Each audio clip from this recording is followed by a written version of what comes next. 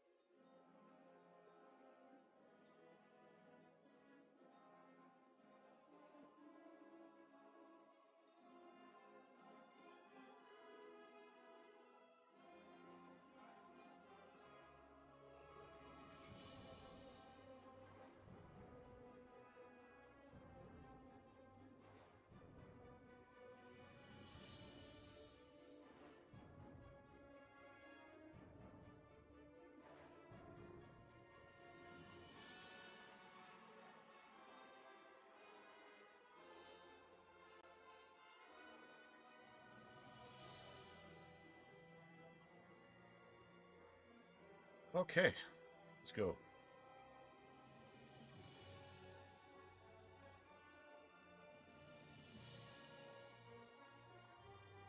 Sure, we left off doing, but I think we're cruising around just doing things.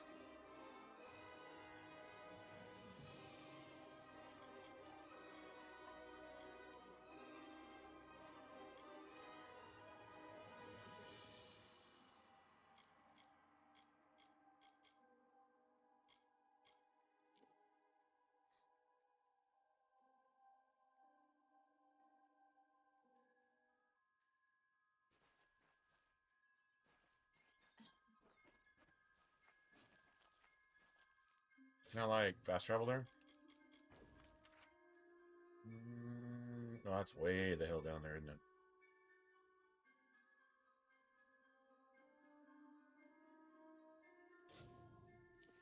Kind of have to discover Haxi anyway.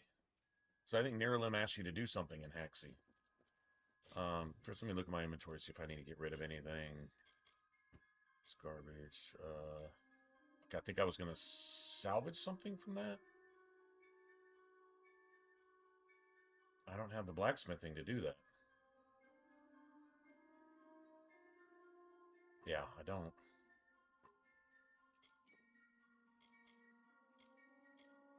Ooh, I was gonna get the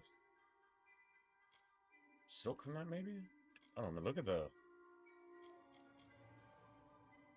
I like the lightning damage, but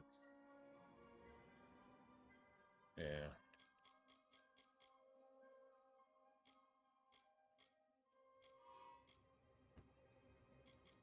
Cool.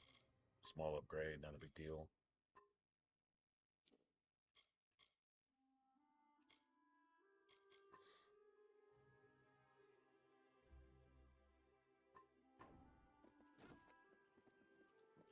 Hyperion, what's up, man? Can I interest you in a Molly 1 SMG? Hmm? Dighton. Lovely sight. Had it old, what's his name? Wasn't it Scooter? Wasn't it Scooter who ran all the vending machines? That was Scooter, right? That was, at least that was his voice. And you go like go buy and sell shit. Or am I remembering that right?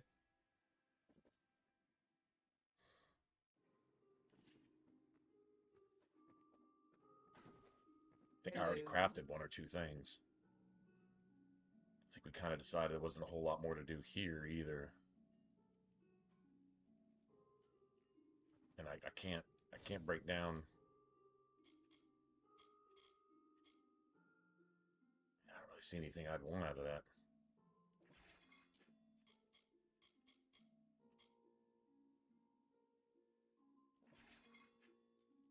So we don't need any of that, to be honest. It's silver shot guard specifically. Okay, so that's yeah. We'd normally be better stocked, but with the blood plague, well, I do wonder if you cure the blood plague if they don't get better stuff. Maybe upgrade their gear from like basic to improved or something like that.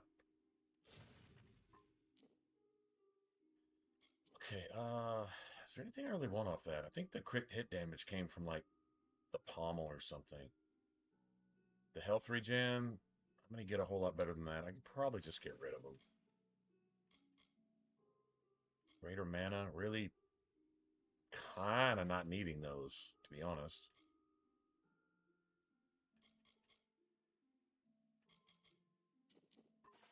Don't be needing a lot of those either.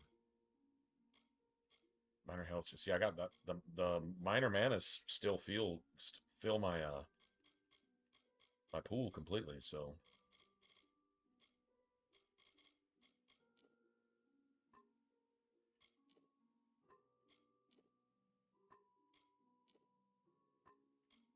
okay, a couple cool things when we can actually finally use them. Don't need that. I wonder what that shield would have sold for by itself.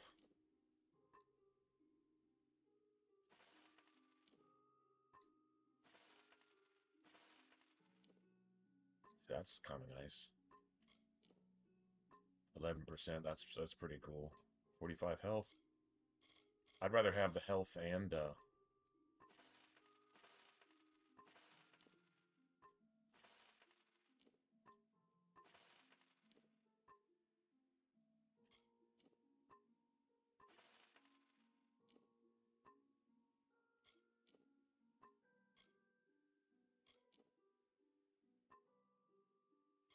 bindings might be different, actually. Our doors are always open. Anyway, what's going on, guys?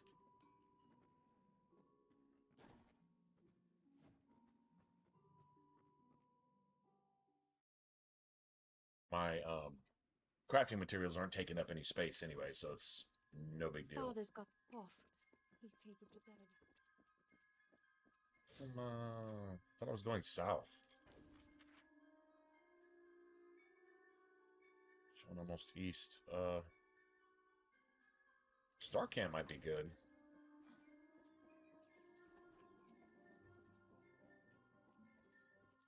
There are bandits out there.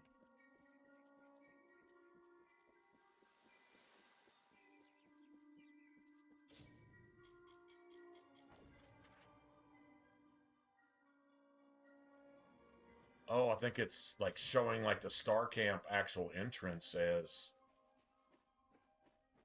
Well, I'm really not sure where it's trying to send me, to be honest.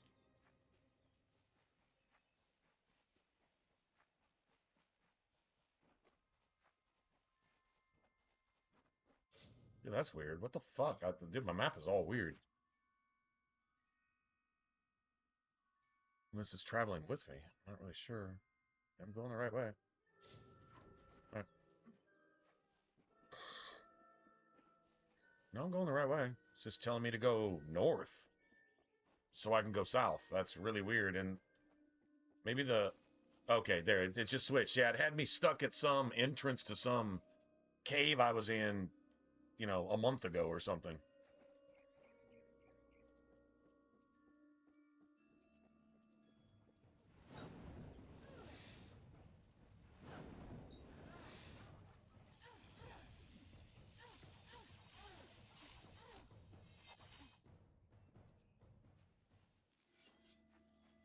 Man, chakrams are badass. They're just badass. I don't care what anybody says.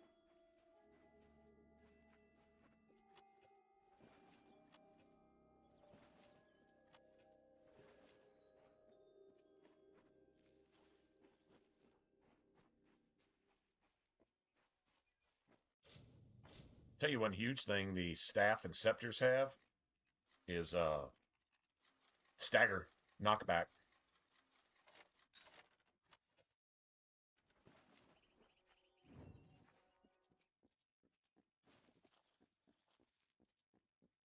Huge amount of stagger and knockback.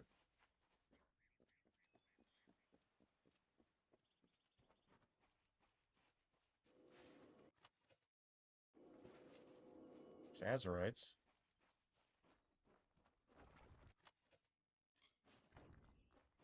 Begging for those.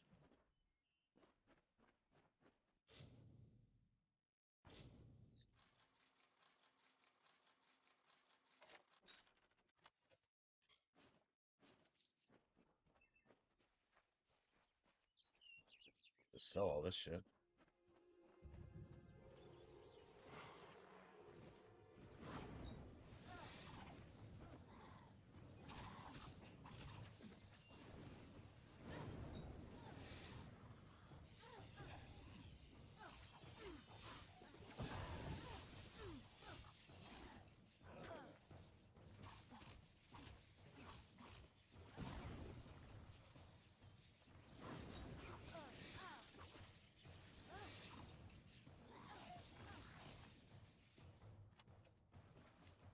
I've died to those assholes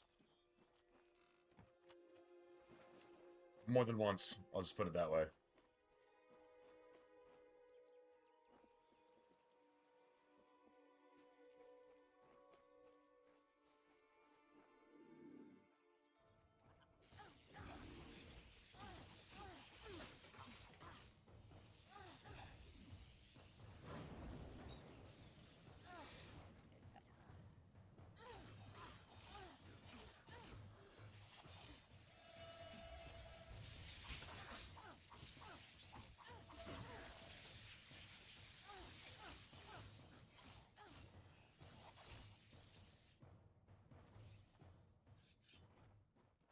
Anybody else want some of that?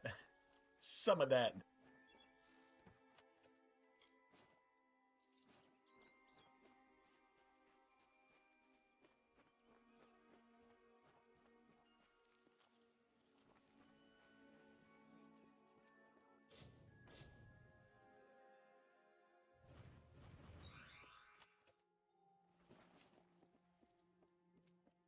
Definitely be selling this shit.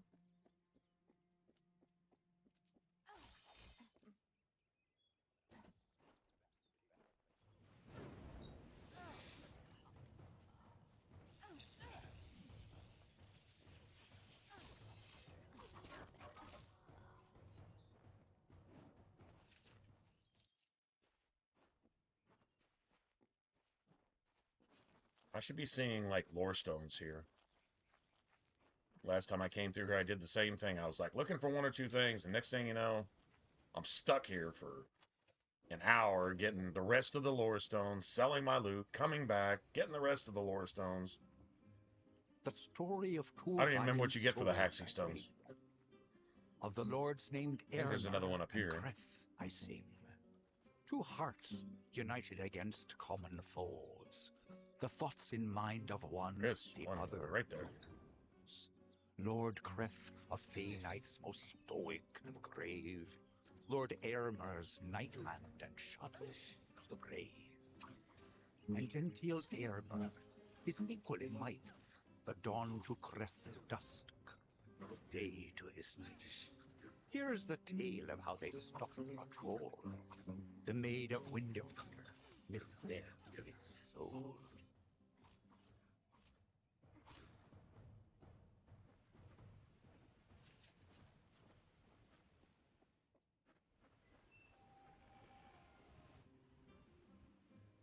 The troll What about that named music in the Nyx background? had a How about that most though? troubled heart. In nature it was displeased with its part. It Ooh, a greater hated its frost handle. difference from the Now norm, we're talking. and wished to Frost shed chakrams, its they're current kind of my favorite. form. Because they hit In fast, grief but it went Frost to is the the one Maid that's, Windermere, in my opinion, it's most effective motioned to Nyx, and for beckoned him slower near. weapons. So for It is fast your weapons, wish you to be proc it even more human, often. I see. In other words, if you want to She proc an effect, usurped the troubled troll I think chilling in and freezing glee. happens more often than burning, I and it's shall more effective grant to you more your enemies. wish and make you so. You are a human now, she cackled. Go. Anyway, we'll see. I like it. I usually pretty much stay away from fire, to be honest. Your fire spell is probably your coolest one because you start dropping nukes. And when I mean you start dropping nukes, like you literally basically start dropping nukes.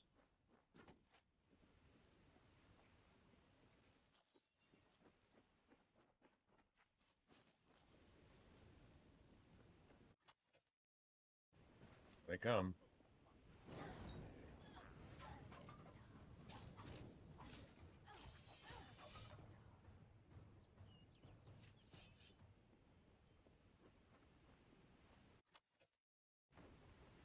That's bullshit.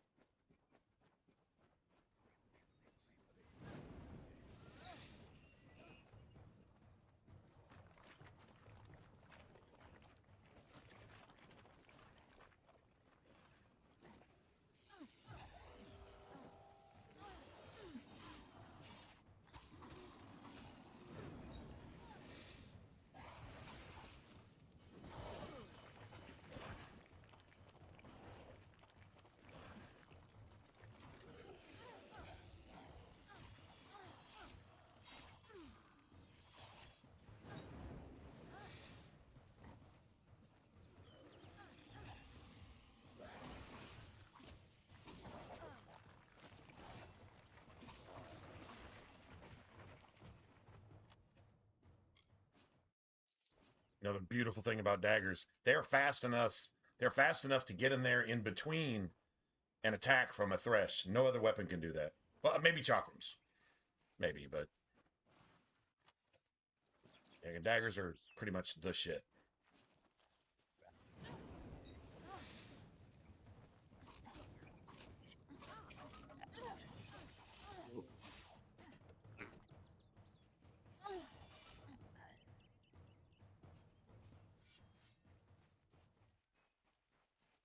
And we haven't really come across many trolls yet, so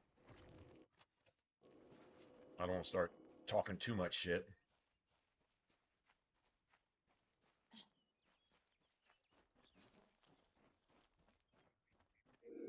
Speaking of that. Oh, wait. Oh, well, this is... Okay, so you can kill him anytime.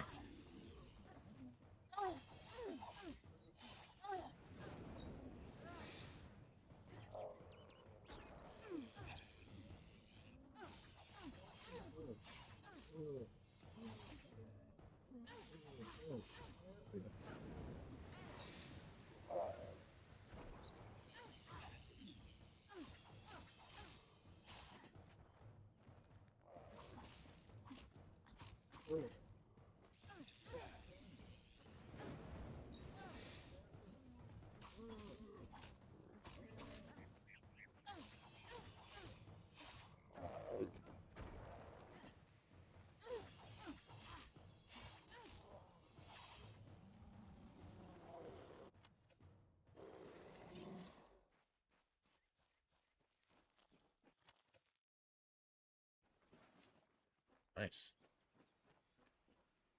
I like when the weapon racks... Dude, I've gotten leveled stuff.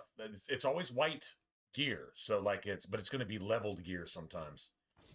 Like if you need like a Prismeer blade to start crafting from, you'll like find one. Some shit like that.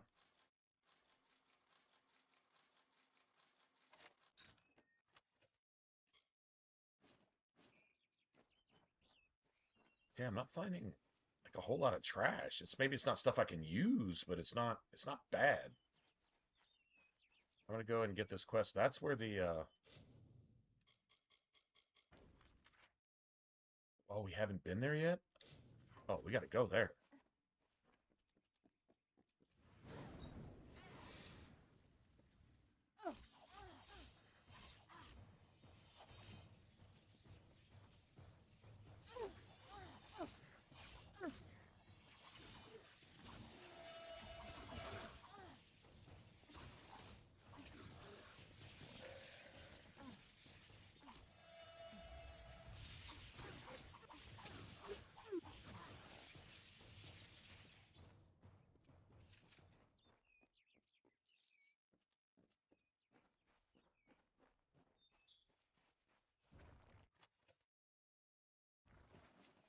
Azurite chakrams. Pretty sure my chakrams are Azurite already. Azurite daggers? Yeah, I think so. I think they're Azurite as well.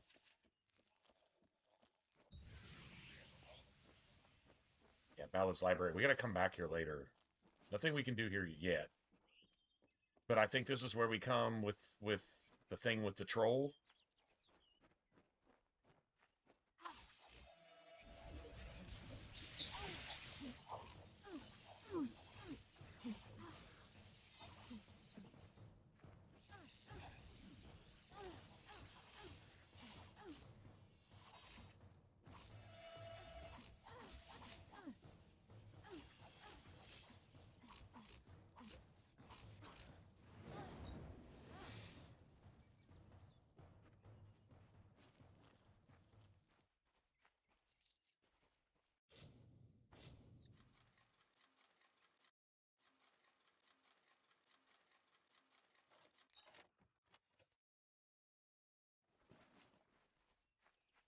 We're getting a shit ton of the chakrams. Let's see if there's a lore stone here somewhere. Right in here. I don't. Oh, maybe. I have to be kind of out in the open right here. This is the spider area, and it's really actually kind of annoying. No, it's like really annoying. It's not kind of annoying. It's like extra super annoying. I know there's a lore stone sitting right around Webwood, like right around. There's kind of like a moat around it. It's kind of sitting in that moat, but or around the edge of that moat. Anyway, doesn't matter.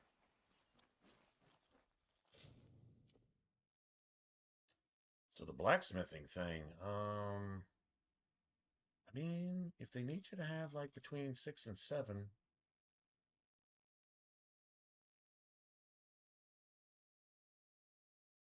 seems like the sagecraft person needs you to have like at least 3 in sagecraft just to even, or maybe 4,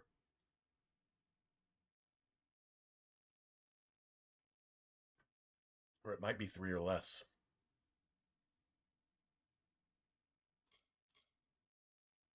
That's where you can start salvaging better shit, though. I need to be training in some stuff. I think that one's safe. If not, we'll just figure it out when we get there, I guess.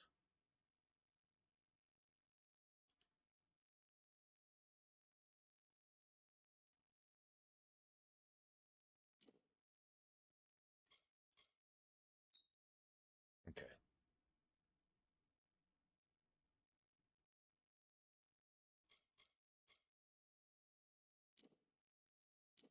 Dude, Envenomed Edge. It doesn't count towards your chakrams, though. So it's like the one thing that just doesn't have the synergy, man.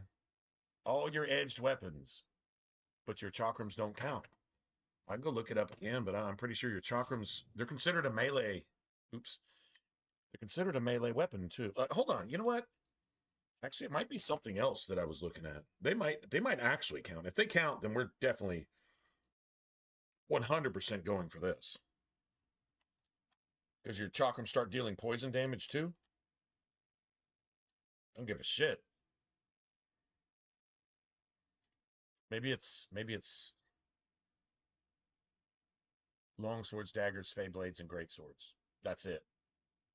Sharp blades of your weapons. But this just says all your edged weapons and arrowheads. So why wouldn't it include?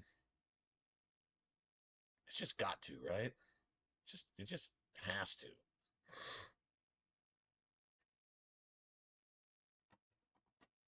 Let me see. I gotta go see. Does Envenomed Edge affect chakrams?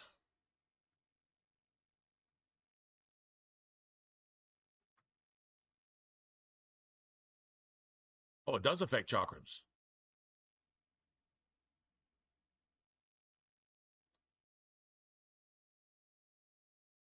Oh no shit. Oh, it does. It totally does. Okay, yeah, we're gonna have that then. Because I mean, anything more is what? More, right?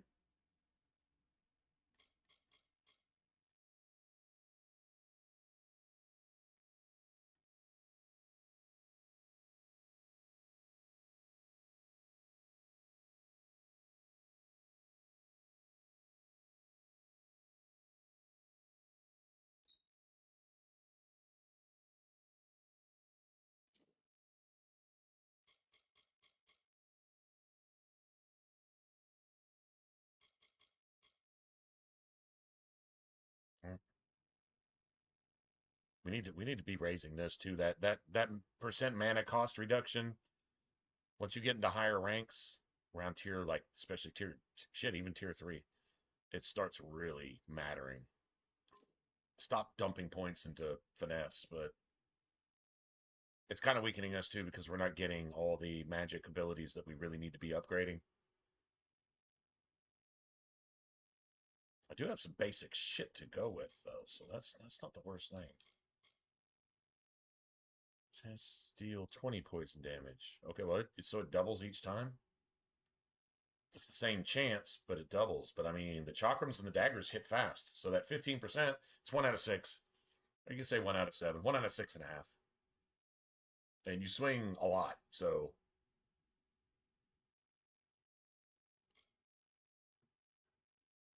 let me go here.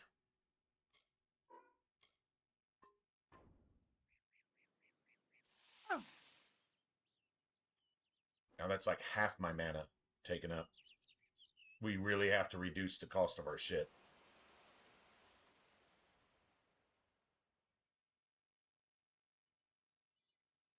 I think I considered this sphere kind of like bullshit, but it's sustained. It's not something I have to activate, and it eventually becomes a weapon. Like it really kind of sucks right now. But later, like the damage resistance is, I mean, it's so not worth it. But then these start to deal damage, right? You get these ethereal orbs, and they start to really add up, and then you get these ethereal splinters that start to like target your enemies when they get anywhere near you. You know what I'm saying? They're hitting for 110 here, but you know, I don't know what the next level is. Is it like 120 or is it like 200? Then 280 and then I mean, like how is it? If it's just leveling up by 10 points apiece, yeah, that's not going to be a lot of damage. And it may be something we abandon later and just say, yeah, it's kind of not worth it. But yeah, anyway, I don't even have ice yet, so I guess that really doesn't matter. Also, the Fear Gorda, the summons, they just start stealing health and start hitting for crits too. You can give them crit chance. You give your summons crit chance. How how badass is that? I mean, you almost have to do that. Like that's just awesome. my my Skelly bros have crit chance. So F you. Yeah.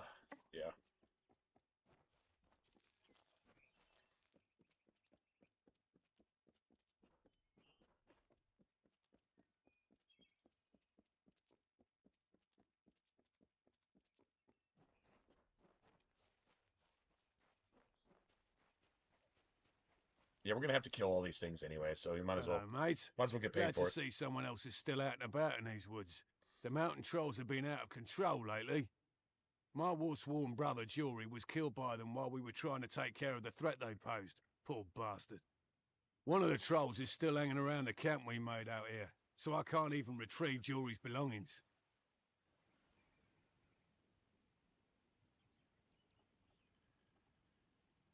Wait, Declan Malice. What was the dude's name in Origins? You had Jory, and then you had the other guy.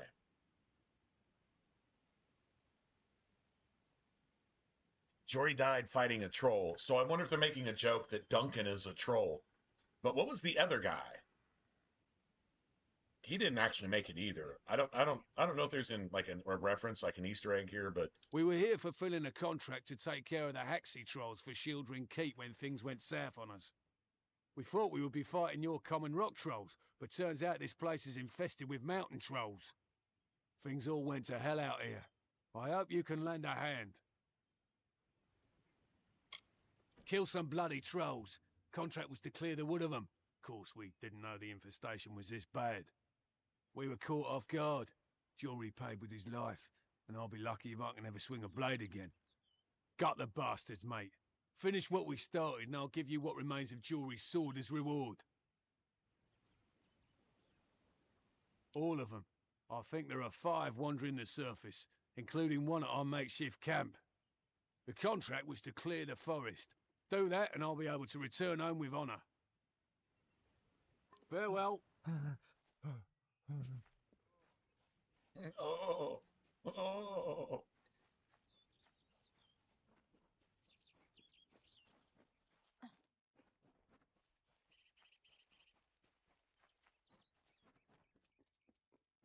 I kind of look around here a little bit and see if okay, so that's good. We just got to go to the other side of the bridges. I'm pretty sure. Careful, friend. Thank God this place doesn't have like a whole lot of over/under bullshit.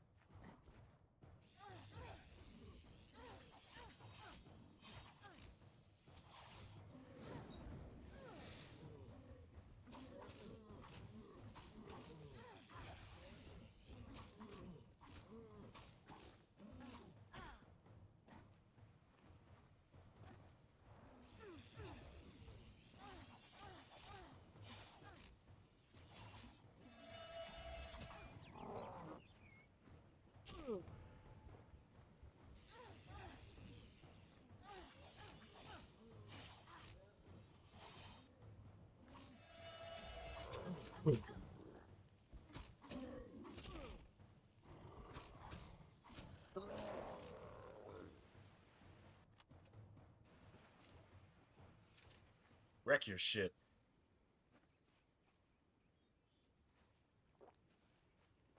What's my, yeah, my inventory's getting kind of full.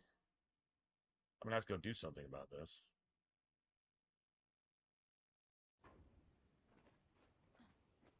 And we're gonna have to reduce the cost of these, all of our spells too. Like, drastically.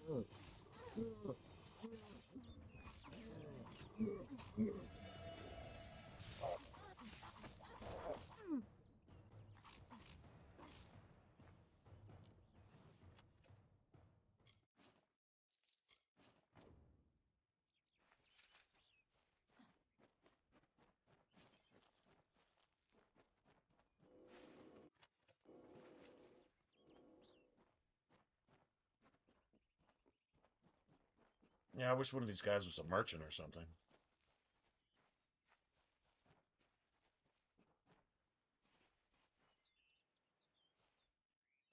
Okay, that's going back into Webwood.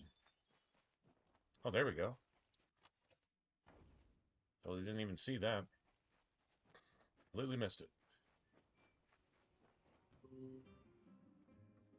And so the troll named Nyx to town it came, never suspecting it was still the same.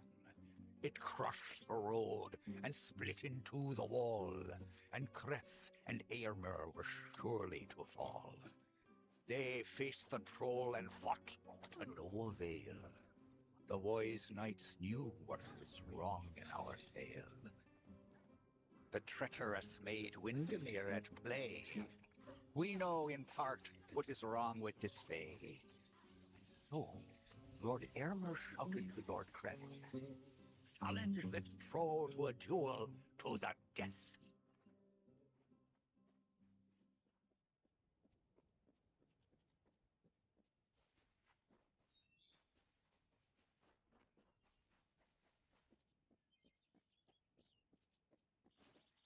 So the Fae abuse their immortality by picking on stupid creatures?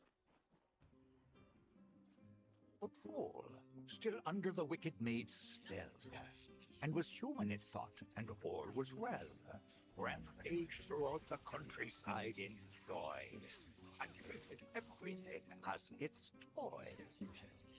Lord Eärmer slowly approached it and said, if you are human, deal as such instead. Face us properly, if that is your fate. Duel us, and reveal the truth of your state.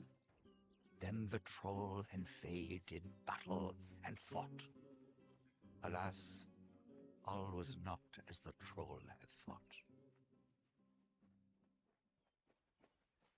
Feel sorry for old troll bro. Troll bro.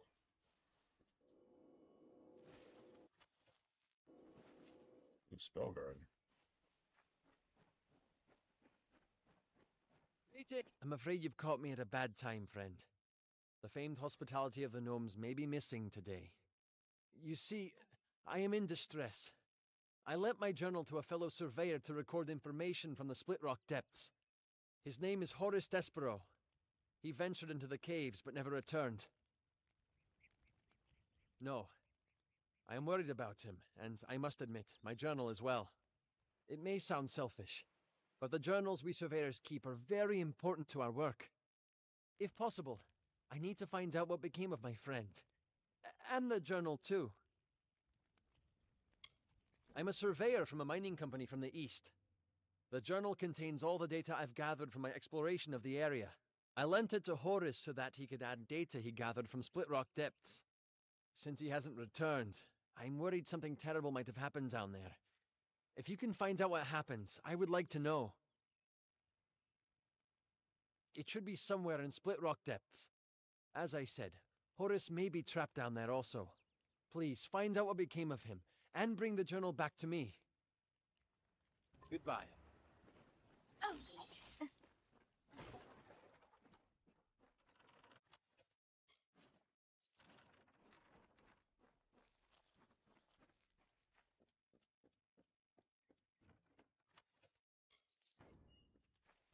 It's bullshit ass. Shadow prisms are annoying.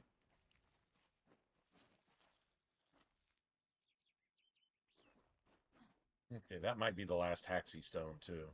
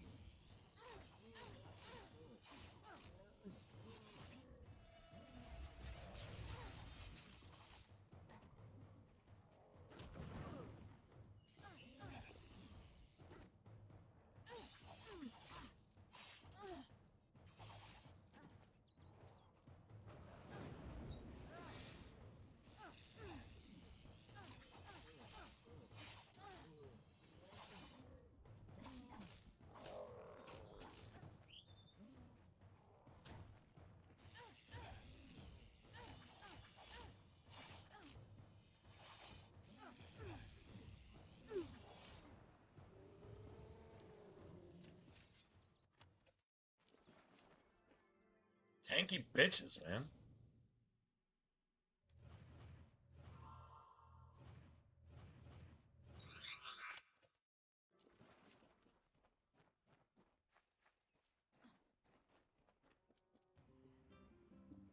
Yeah, that's After the he had Haxie set. won, I don't know. I don't even Lord know what it's Chris worth. said to Nyx, with a mind I think it new might be something. I mean, ease something and a cool, will like a to little bit fix. extra health or mana You or are something. a Mana would be troll, awesome. and that is good, my friend. You have no faults in truth, no wrong to mend. Don't But have that if many it be your completes. wish That was to join their damage with kind, melee. Okay, a not a better waste. way we will help you to Critical find. hit versus Fey. There is not wrong with following I your think will, I think the Tuatha as count long is as it Fey. does not bring others ill. Pretty sure. See, like I Again, like the the +4 heroes of health. honor stayed Uh, true. The story of a troll, and the knights too. +2 chance to crit hit. Like that's huge. +4% health again. Any mana ones? +5% armor is nice. Damn, not a lot.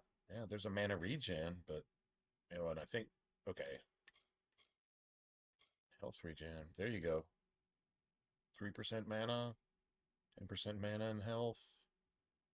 Crit hit damage with magic. Nothing wrong with that. Crit hit damage, period, which also counts. Sure, with chaos damage. That's all DLC stuff. I mean, once we do that, we're done. You know, I mean, like we're probably like done with this game. I hate to say forever, but I'm actually scared of 100%ing Oblivion, the remaster, because like, then what? Do I ever go back and play it again? If I do, which one do I play? Kind of spoiled to the remaster. It's it's good. I mean, yeah, still got glitches and bugs, but I mean both of them do, so that's not a thing. Just I don't know. Okay, so we got this. Nirlim does not have. There are. Oh, there is. Yes, there is. There is a merchant entering the She in the She. It's the yeah, sure is. I'd kind of like to come back and do this though. I mean, I can come back and do this, right? I guess. Let me see something real quick. All right, I'm gonna go dump stuff. Like I said, inventory management is. I think you have to do it a little bit too much in this game, I hope they have fared well. regardless of how many backpacks you got. It's not like it drops loot more like Borderlands, but the inventory system is set up for like Dragon Age, which you still run into a problem, but you don't run into it every 20 minutes. You run into it 3 or 4 times during the game, maybe. Right? This is set up, it's not balanced. The inventory system is not balanced with the game. We'd normally be better stocked, but with the blood plague, well.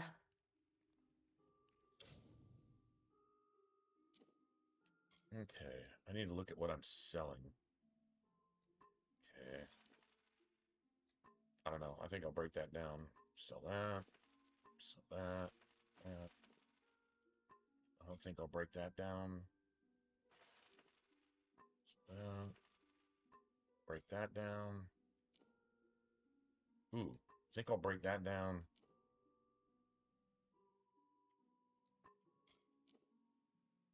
35 burning. I think I'm going to break both of those down just to see if I can get a handle off of them.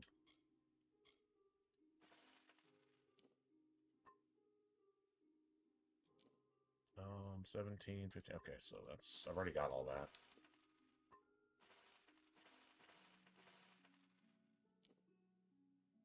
$31 burning, 35 burning.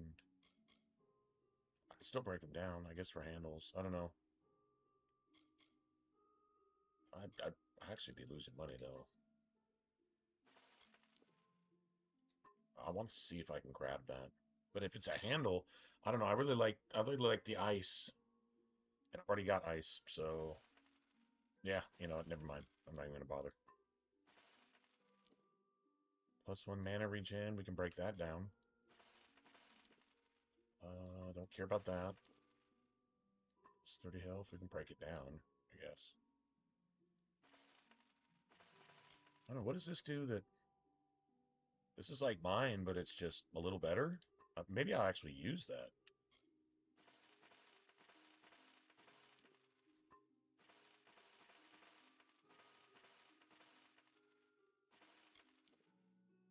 Well, elemental resistance, that is worth a lot of money. I don't know why that's worth so much money. That makes no sense. That makes no sense. We just made a shit ton of money, though. Okay, so I was thinking about breaking that down, right? Seeing what we get from it. Our doors are It's probably gem crafted, so just a waste, but...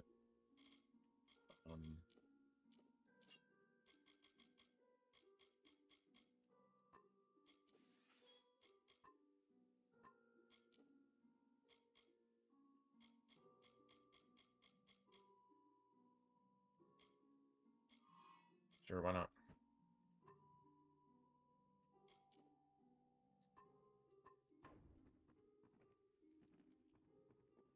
To see what he gives me. I really kind of don't care, to be honest.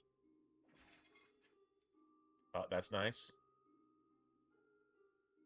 Okay, so I think I think they consider the epic maybe 4 ranks, but I think the bonuses, when it says bonuses, plural, I believe that means 2 out of 3 ranks. Simple Binding has a bonus. Greater Hardened Grip. I don't know, maybe 2 bonuses is just 2 bonuses, like health and mana type of thing. Oh, the Sharpening Shaft. That's where... Yeah.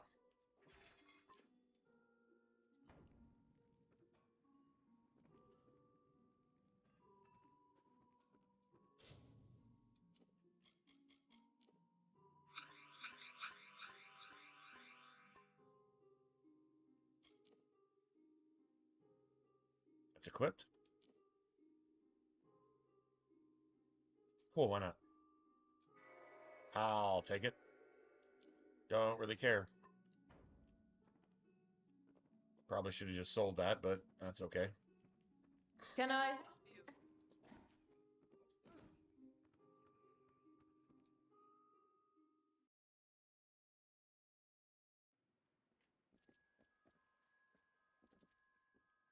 Okay, so yeah, our inventory looks a little better now. We need more backpacks. Issa has 1. Then the Mages Guild has 1. It's not what it's called, but it's the Mages Guild. In Rathir,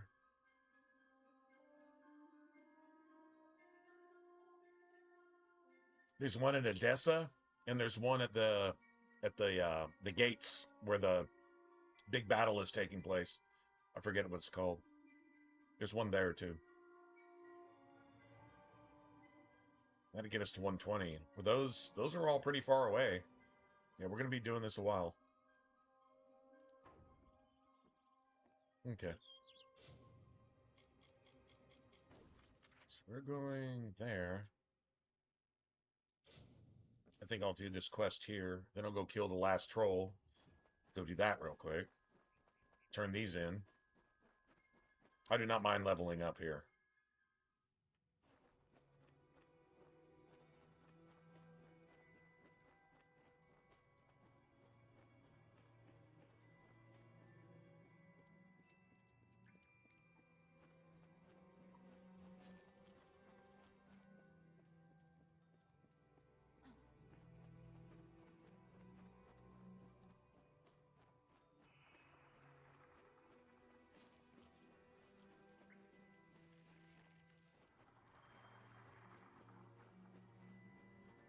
Yeah, that's a side path.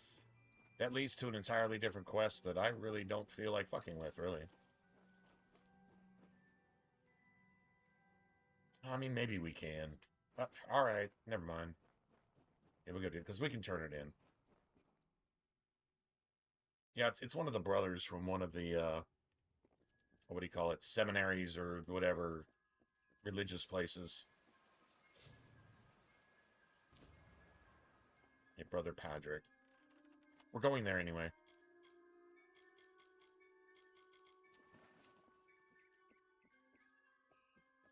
Yeah, that's all good.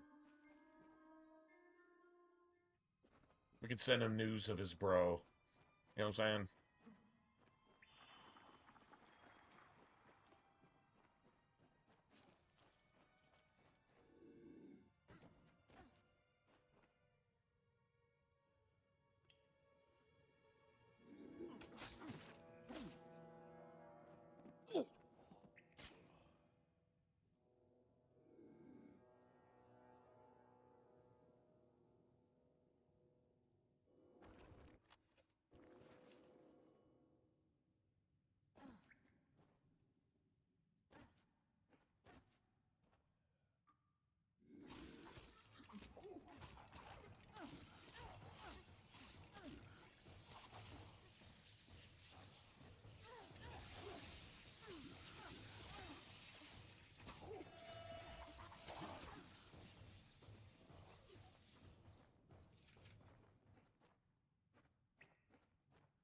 Beautiful.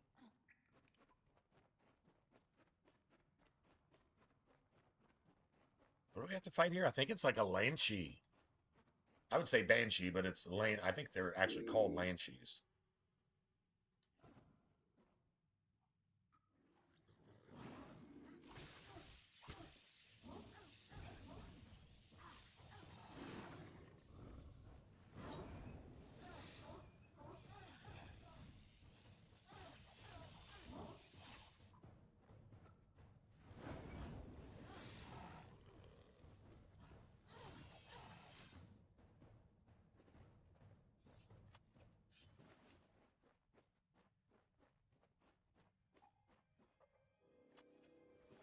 Beautiful.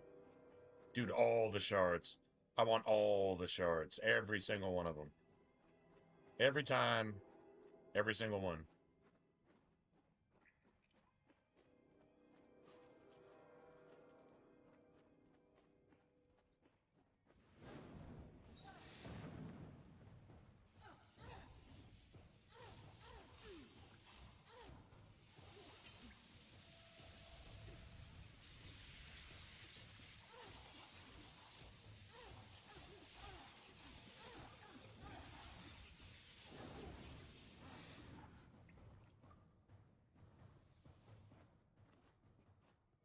Craziest part? That's just basic magic.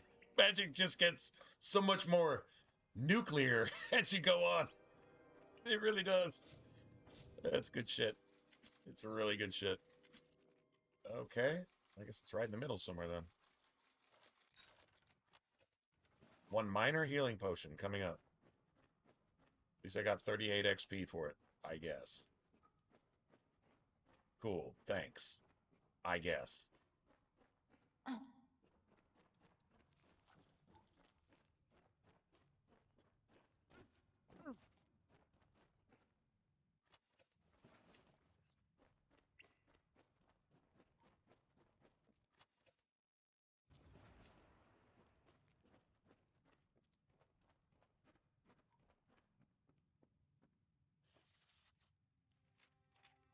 Yeah, this is the victims, and this is one of the people that came in here into the cave, and then they got turned into whatever this thing is. This serpent, worm, screeching wasp, maggot, devil thing.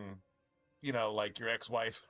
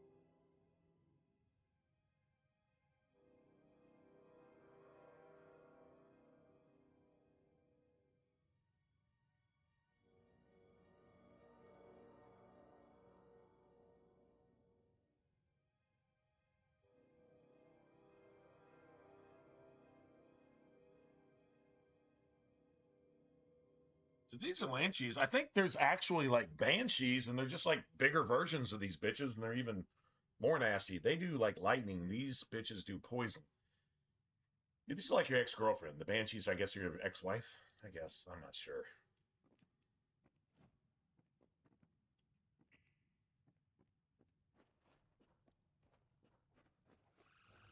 Lanshee. I don't know if that's how you say it.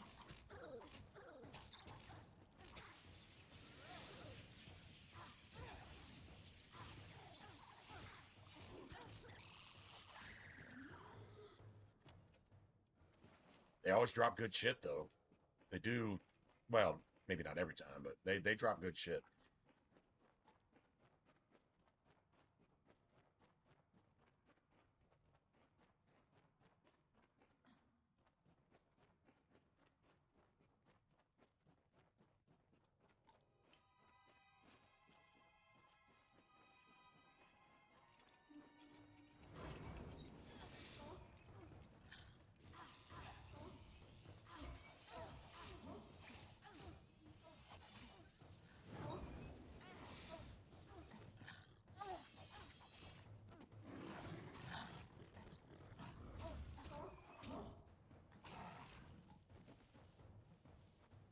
Me and my Skelly bro,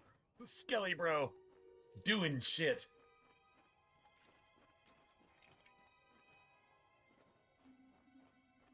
That's my favorite line from my possibly favorite Saints Row 3 game. Saints Row 3. They're doing the epic like Star Wars scrolling and shit at the beginning, and they're like, and they were doing shit. Just summed up all their exploits by just doing shit. That's it. Dude, man, that game had a grasp on humor that you just don't see it. I mean, they were in tune, and then they just got stupid, and they tried to milk the franchise for more than it was worth, and they tried to say, well, if doing a bunch of different stupid shit makes it new, then let's do that, and they really fucked up, and I mean, they already went to outer space and shit in in Saints Row 3, but then they took that to a new level. Yeah. I just gotta go deliver this real quick, and then go kill that last troll.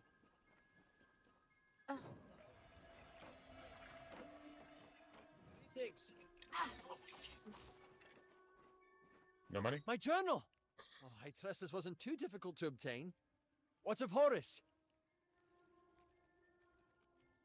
Oh, wait, wasn't it Horace Retin? So that wasn't just his, like, buddy. That was like his fucking brother or cousin or some shit. A shame that.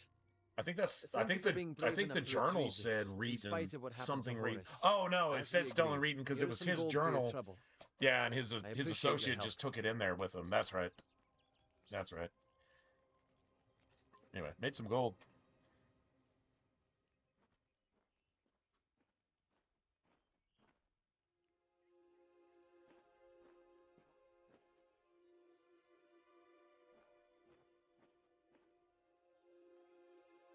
Yes?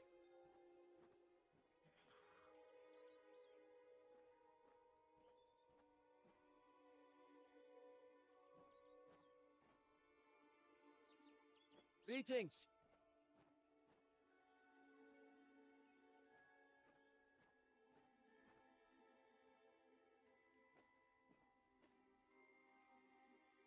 Yes?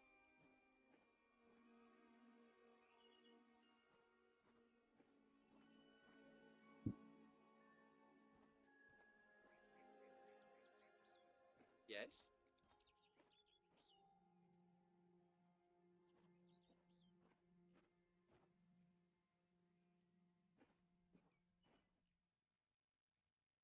Yes?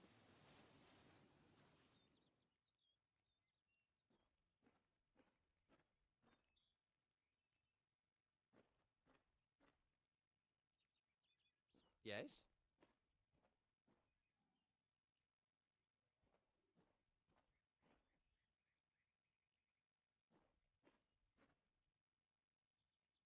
Yes?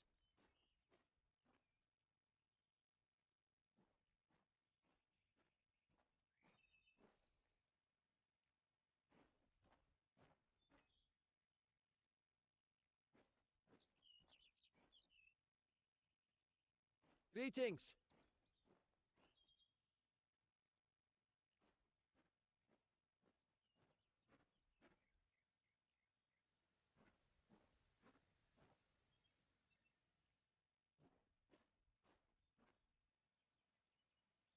Greetings.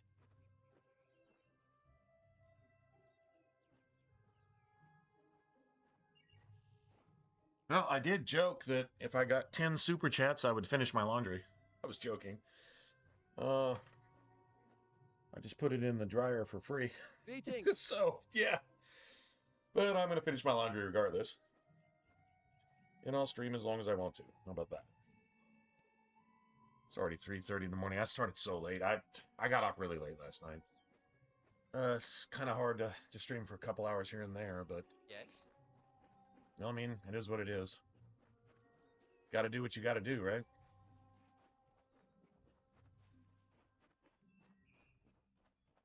And we got that one. All right. Yeah, we got all the Haxie stones. I mean, they were kind of useless, but at least it's XP, I guess.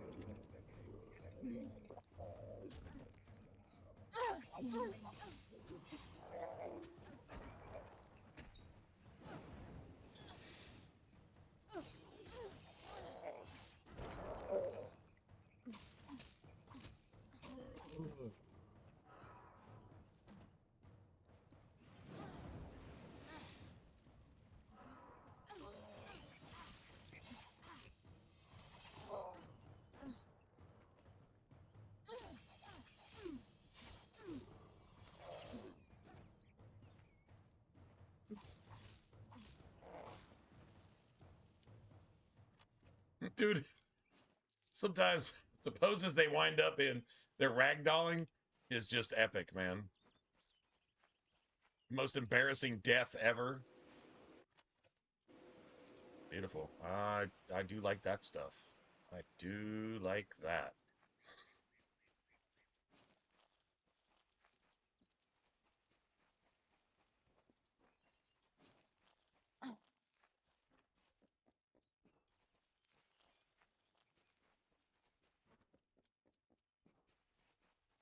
This dude like all the way the fuck up here? My. Is Star Camp being visited by a goddess? Are they all as beautiful as you? Maybe I should slap on a habit and join the mission down the road. You're in Star Camp, home of the Traveller's Dove. Now, I don't suppose you came here by accident. Ask Dove. Ask to join our number.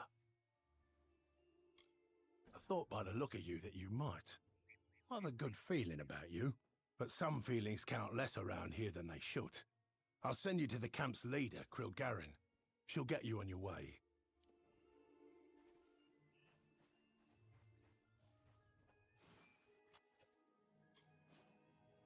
Ooh.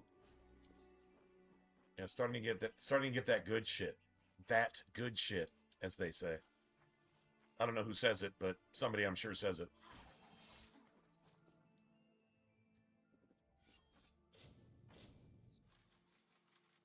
Okay, so you can use this instead of a room at an inn.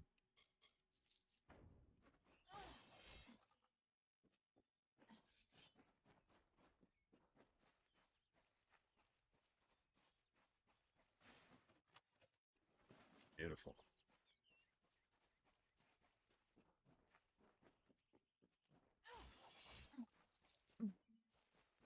We might actually find something we can use. Well, some more lockpicks would be nice, but at least one or two training. Hey, what's up, James? What's going on, man? Thought I might see one of you guys. I was hoping.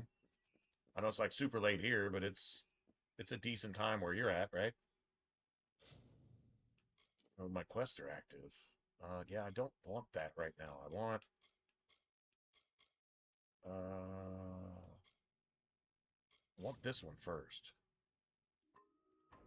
Yeah, I want this one first. Yeah, what's going on, man?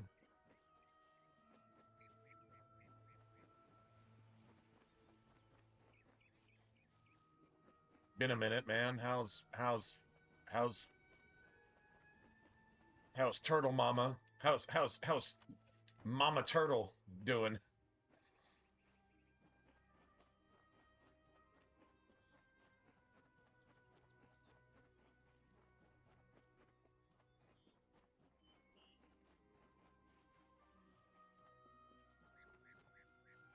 I think we get like a greater flame hilt from this guy.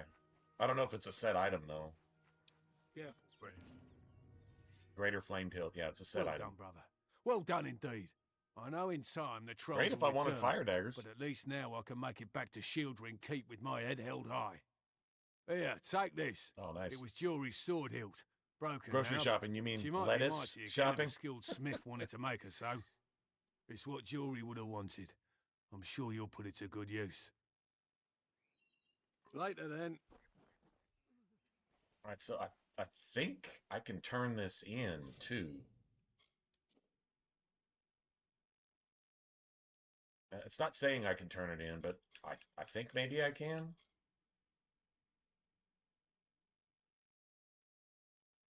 Oh, okay. She'll let you know. She'll let you know. Hey, bro, man, I got a new recipe, man. So, dude, you got to try this. You've got to try this. So, I can give you the basic recipe and you can just do with it what you will type of thing. Um, so like over here they call it American cheese. You know the processed cheese that you get? It comes in the little plastic wraps, the individual sandwich cheese. I'd call it sandwich cheese, right? Just basic, but it's American cheese, which means it's probably not even really cheese. It's just processed, I don't know, oil and milk or some shit, right? But anyway, whatever, just basic cheese. Um, I guess you could do it with yeah. If you don't have any cabbage, you better have some lettuce. Exactly. So like white cheddar. If you don't have American cheese, what they call American cheese over here, just use white cheddar. So anyway, you got to take like I want to say almost like a roll of French bread, but maybe that's a little too like hard. Uh, maybe it's a little bit too heavy. So just take okay. So just take like a soft, what we call submarine sandwich bread, a sub roll of bread. It's got to be soft, right? So any kind of yeasty white roll of bread would work. Okay, now listen. This is what you got to do though. This is the only way to make it work. But if you do, it's some of the best shit you'll ever have in your life. You just have to try this. So, like preheat your oven. Get it up to like 450, 500, right? Get your oven up as high as it'll pretty much go. And I don't think you probably do this on the top rack, but you'd probably do it on the middle rack. Anyway, what you do is take like I don't know, a baking sheet, right? Any kind of metal flat pan that you've got, right? And preheat it. Okay? And so what you do is you take your bread and you put some garlic parmesan butter or sauce. Garlic parm butter, garlic parm sauce. Doesn't matter. Garlic parm butter, garlic parm sauce. If you want it to not char up so much, use a little tiny bit of olive oil in there to keep it from completely just turning into black, charred, herbal garlic parm cheese, like, and which isn't bad, but you want it to really soak into your bread, not really just burn outside of your bread, right? So what you do is you take the outside of your bread and you hit it with garlic parm and hit it with some olive oil or hit it with what we call it sub dressing. And it's basically Italian dressing without really any vinegar. It's just like olive oil and herbs. But olive oil will work. Like if you got 100% pure, like real imported, like gangster ass, a little bit spicy olive oil, right? Just put a little bit of that on the outside of your bread, and then put garlic parm on the outside of your bread, and then lay your bread face down on your hot skillet, right? And I mean, could you do this on oven top? I don't think so, because you've got to get the shit to bake down on the top of the bread too. So like I say, preheat your skillet in your oven, then pull it out and lay it. Once you've coated the outside of your bread with like some olive oil, whatever, some Italian dressing might work, but I think some of the other stuff in there, I don't know, it might burn off. So I mean, maybe some Italian dressing and garlic parm might work, although that might be a little bit much. Anyway, it doesn't matter. Whatever you treat the outside of your bread with, lay that shit face down, and then stack the inside of your sandwich with like either some white cheddar or like what'd you call it? Yeah, toast cheese. Yeah, like grilled cheese, right? Just the basic process shit. Doesn't matter. Lay that down kind of as a base on the inside of your sandwich, then put whatever meat you want, and then put whatever veggies you want, and then top that shit off with either some shredded mozzarella or cheese of your choice. Like honestly, a mozzarella cheddar combination wouldn't be bad, but I mean mozzarella just by itself just works because it like holds everything else down and then slides your preheated thing back into the oven and let it bake down for about, honestly, if your oven's at least 400, 450, I don't think you have to bake it for another, I don't know, from 3 to 4 minutes. I mean, you'll know when it's burning. You don't want to do it like way too long because the garlic parm on the outside will burn instead of soaking into your bread. But you kind of want to crisp it. So I would say probably under like 4 or 450, probably about 4 minutes, between 3 and 5. you know. And then, I mean, this is, you can experiment with it a little bit. But dude, you'll have like a melty sub on the inside, but your bread will taste like the best garlic style bread that you've ever had in your entire life. And dude, it's so cheap and it's so easy. But I'll tell you, that's how I make my subs at work. I've made it for like everybody I work with now. They're like, make me a sub, and I'd be like, cool. They said, I'll put the stuff in the sub. Just make me the bread, right? And I set their bread up, and we got these like hot trays that just go through the oven, right? And it crisps the garlic parm on the outside and leaves the herbs baked into the outside of the bread, and it soaks in, the parm and the oil and the butter. It just soaks it in. It doesn't make it wet. It just makes it like tasty on the outside and chewy on the inside, and then you got the melty cheese in the middle. Dude, you can't even miss. It doesn't matter what you put in the sandwich. I'm telling you, the bread by itself will make your eyes roll back in your head. I'm not kidding. I'm not saying I invented this, but I stumbled across it. Nobody ever showed it to me, but it is the shit. It's like the shit. But it has to be garlic parm. Garlic parm butter or garlic parm sauce. One or the other. Doesn't really matter. Like I say, even if it's not garlic parm butter sauce, which is pretty much a sauce anyway, right? You can take the olive oil to keep it from like burning.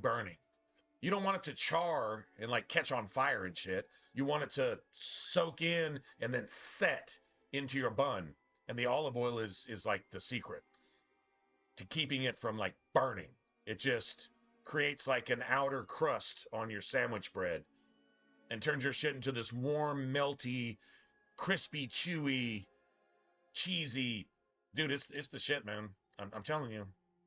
And you could do it like lots of different ways. Like you could freak with that basic idea and just do different shit with it. Yeah, you're welcome. If you try it, man, I'll just say you're welcome ahead of time, because it is, I mean, who thinks about burning garlic parm into their shit? Some of the best, if you want the best smoked turkey that you've ever had on a sandwich, take thin sliced turkey and find a hot grill that's like max heated, we're talking like 350, 400, a flat grill, and then pour a bunch of Italian dressing on it and slap your thin sliced turkey on it. Give it about 15, 20 seconds until it blackens just a little bit, and then flip it and then pull it off and put it in a sandwich. It'd be the best smoked turkey you've ever had in your life. You just have to burn the vinegar off of the Italian dressing, but it turns your turkey into the best shit you've ever had in your life. And it takes about a minute, but you got to have a flat grill. Or, I mean, I guess you could do it like in an iron skillet. You could probably do the same thing. You just got to put that Italian dressing on there and immediately slap the turkey. Let it burn. Don't let it sit too long. Flip it.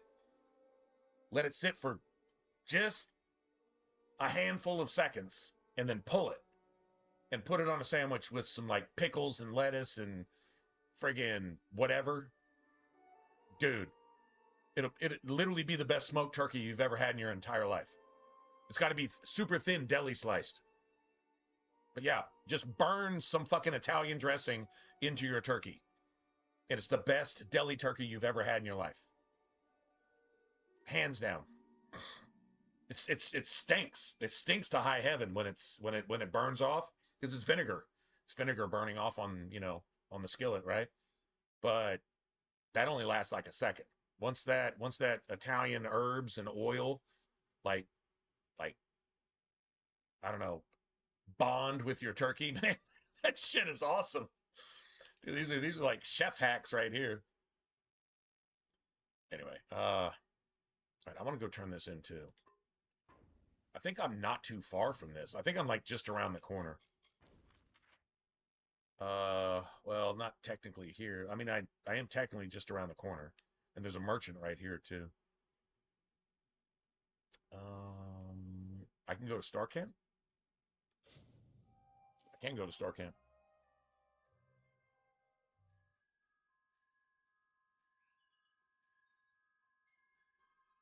Come with some crazy shit. I mean, I guess we'd have to zoom it, right? Do it like Zoom or something.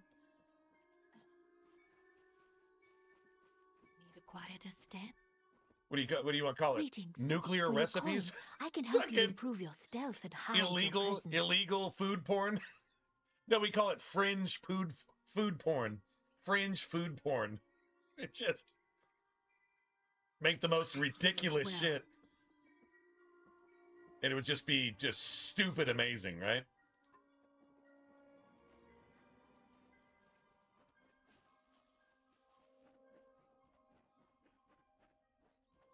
I don't know, that would be a change too, because you know me, I don't ever stream anything successfully. And if I do, it doesn't last long. It gets sabotaged to death, right? Need an answer or a rumor? You've done well to come to a lay in dark. I hold on to whispers and secrets. Is this persuasion or Now come, fellow traveler. Ain't much like a bit of mercantile? gossip to soothe the tongue, isn't it? I think she's like mercantile. Yeah, she's mercantile. It sounded like persuasion. May the ground be soft and your steps silent. And just come up with like the stupidest fucking idea ever along the way and say, you know what? We should probably dip this shit in some, like, I don't know, lemon juice and then throw it on the skillet again for 2 seconds and see what happens. You know, just some really stupid shit and then find out that it's like the most delicious shit you ever had in your life. The most insane, ridiculous stuff. And it's like, oh, these things should taste good together. Let's try 5 of each. Fuck it. That does kind of sound fun. It doesn't even necessarily have to work. I mean, it's honestly like when you come up with something, you're like, oh my God, this is going to be amazing. And then when you actually try it yourself, that expression on your face is like, dude, this shit is disgusting, bro. And you're like, yeah, you're right. This is terrible. But it was worth a try. Fuck it. I'm good. You good? Yeah, I'm good. You good? Yeah, I'm good. Let's try something else. Best cooking show ever. Take whatever you might have Travels. and just do shit. Do shit with it.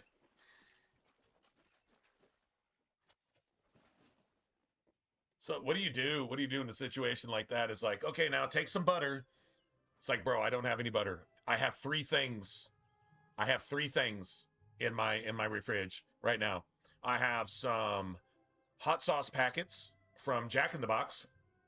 I have a ranch dressing packet, also from Jack in the Box, and I have 3 slices of bread. 2 of them are the end pieces. One of them is one in the middle. I was going to make a triple-decker sandwich or double-decker sandwich. That's all I've got. And you're like, okay, well, you needed butter. Why don't you try taking one of the hot sauce packets and about a 1/4 ounce of ranch and stirring it up with the corner of a slice of bread, and we'll just use that instead of butter. That kind of cooking show, like that type of shit right there. Yeah, that might actually be legit. I'm not gonna lie. Anybody following those kind of recipes might actually die.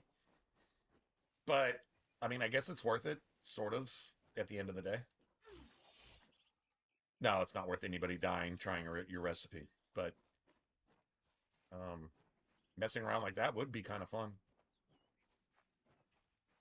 I do have a couple recipes that I'm not going to say I use them on the regular, but I have some recipes that I almost guarantee you 99% of the population isn't aware of. Nothing extra complicated about them, but they are Yes. stupid good. Always open for business when Super the road cheap is your and filling, too. marketplace. Are you Like, looking you to know, buy old items school, or like, sell them? Depression era recipes where you took shit that anybody could find and you made something that was actually tasty and filling out of it for less than nothing because everybody's broke. Like, you know, we Americans, man, and y'all did it too. Boy, especially through the World War II days. Yeah, y'all suffered some of that shit too. And I'm not talking about taking like starch from fucking plaster on the walls and boiling that down into soup and trying to, I'm not talking about that. I'm talking about like actual recipes that have semi-common ingredients that are super, super cheap and you can feed an entire family with for like $5. Seriously. without it being like extra bad for you either. It's not terrible. Yeah, seriously.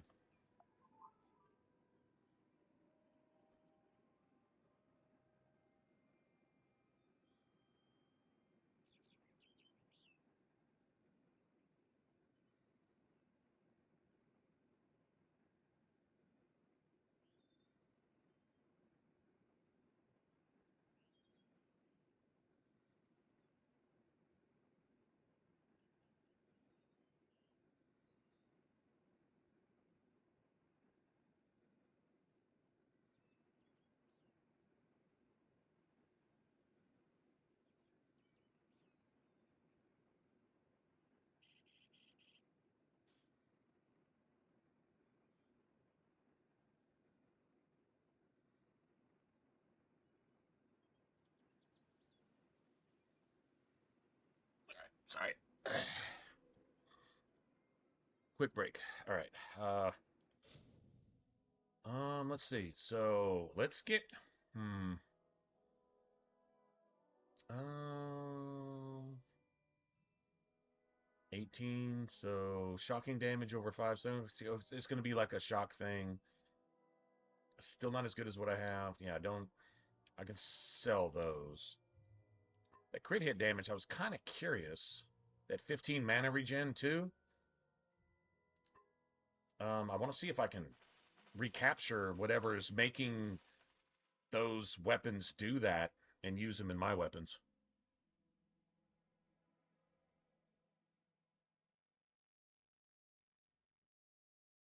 Three ingredients doesn't matter. Add cheese and put it in the oven. No, I'm talking like microwave only shit too. Yeah, I mean, it's not isolated to just stove or oven or this or that. If you don't have a microwave, you can go down to your corner convenience store and use their microwaves, right? To make your shit and bring it back home. You walk in and ask the clerk, like, "Hey man, can I use your microwave for a minute? I gotta heat this shit up. Just give me a second. I'm not gonna steal anything. I just want to heat this shit up. Yeah, I don't give a fuck. Go ahead, and then just so you like. I mean, if you're doing really bad, still legit, still 100% works. That type of shit. -10 mana costs. Okay, I think I'm gonna hang on to that. Hope I get whatever's giving. God damn it, dude. Hold on a second. If you need it. I think I can put stuff in this. Yeah. I can get rid of that. Put this on. I can't break that down yet because I don't have the skills to do it, but... Oh, hell yeah.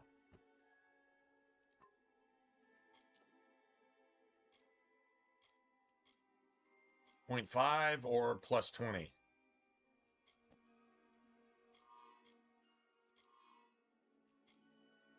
Or +30. +30 or 20 and .5. Damn, man.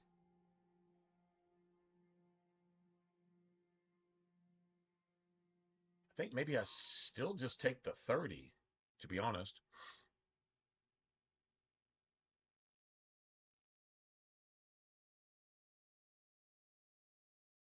So I found out that the percentage mana regen, percentage mana regen, this is better for a smaller mana pool, which I kind of have right now. It's 0.5 mana regen per second, whether your mana pool is 100 or 5,000. If your mana pool is 5,000, you want like 5% mana regen per second. Because if your mana pool is this big, it counts more. You know what? Actually, this is actually better. Because my mana pool is really small right now. And so we get rid of that. +1 to might ability. I think this is one of those rings that's glitched. I don't think it works anyway. I don't need it. I don't have a single might ability even active, but I think that's one of the ones that's broken. All right, we need to find a blacksmith bench. The trade. Then come and see Bernard. Always open for business when the road is your marketplace. Anyway. Are you looking to buy items or sell them? What class? Pretty much pure mage with chakrams. because obviously. But I'm using the daggers. The two-handers are an obvious option, but I'm going finesse. So I'm using the daggers. I found out that Envenomed Edge actually affects your chakrams too. It affects your daggers and chakrams. And they're the fastest hitting weapons in the game, which means you're going to get more hits. You can swing 5 times for everything else's 1 and 2, right? So any chance to apply bonus damage on anything, I'm going with that, right? The main thing is finding enough magic to sustain your spells and your sustain stuff, and then also finding the crit damage that I'm missing from not using rogue gear. So I need to get as much crit damage stuff as I can and put that into my mage gear. Crit damage and damage. Damage is actually probably first, because I'm not going to have as many crits as rogue gear no matter what I do. But I will have some crit damage bonuses. But the main thing is basic damage bonuses, and even damage with magic bonuses. Not a specific damage type. Stay away from like shock or frost or fire. Damage with magic, crit damage with magic, and then just overall damage, and then overall crit damage. And we'll see what happens.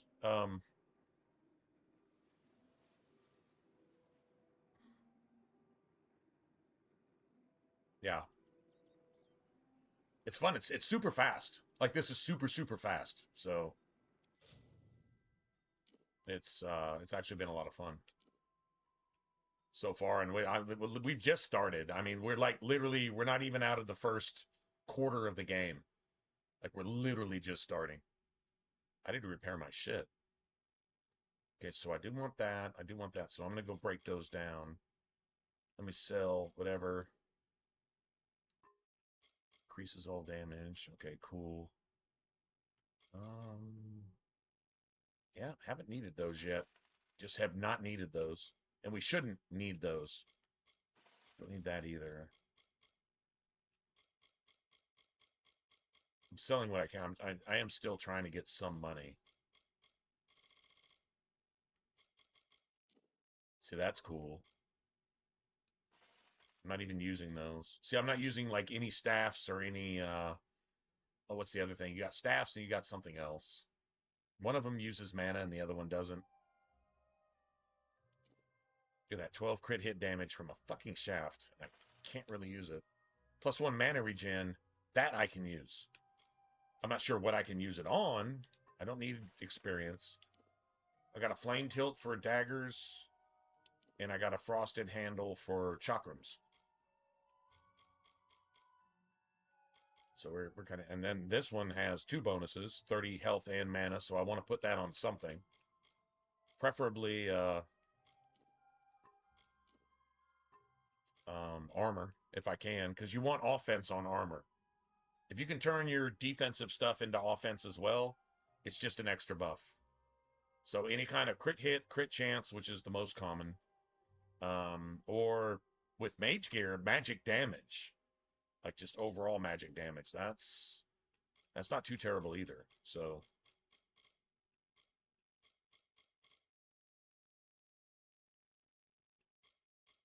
what does this do? See, that's 0.5 and 0.5.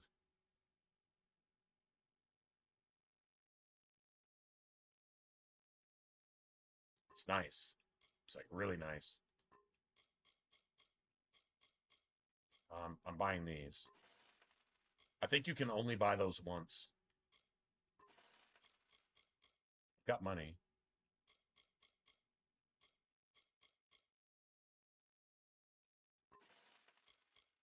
Pretty sure like the lockpicks and shit, you can only buy those once too. No staffs, no wands. They're not called wands though. They're called something else. They're called let's see, do we have one here? They're called scepters. Scepters consume mana. I don't know if they do more damage. I'm not really sure what's the point. Maybe they shoot a little bit farther or something. Whatever. If I'm using mana, I'm using it on spells. I don't. Basic attacks, shouldn't cost any of my resources. Just like if I found like a melee weapon that cost like mana, or I mean, I guess we really don't have stamina, or it cost health or something to swing, why would I do that? Unless the reward was better, unless it was high risk, high reward, why would I do that? I would never do that.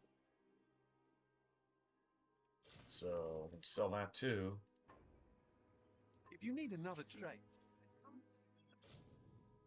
So let's see. Items.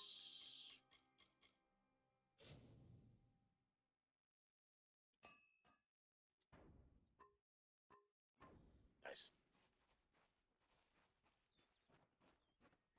Okay, sweet. This is one thing we are completing. Is this? We are going to complete the rogue storyline. Star Camp.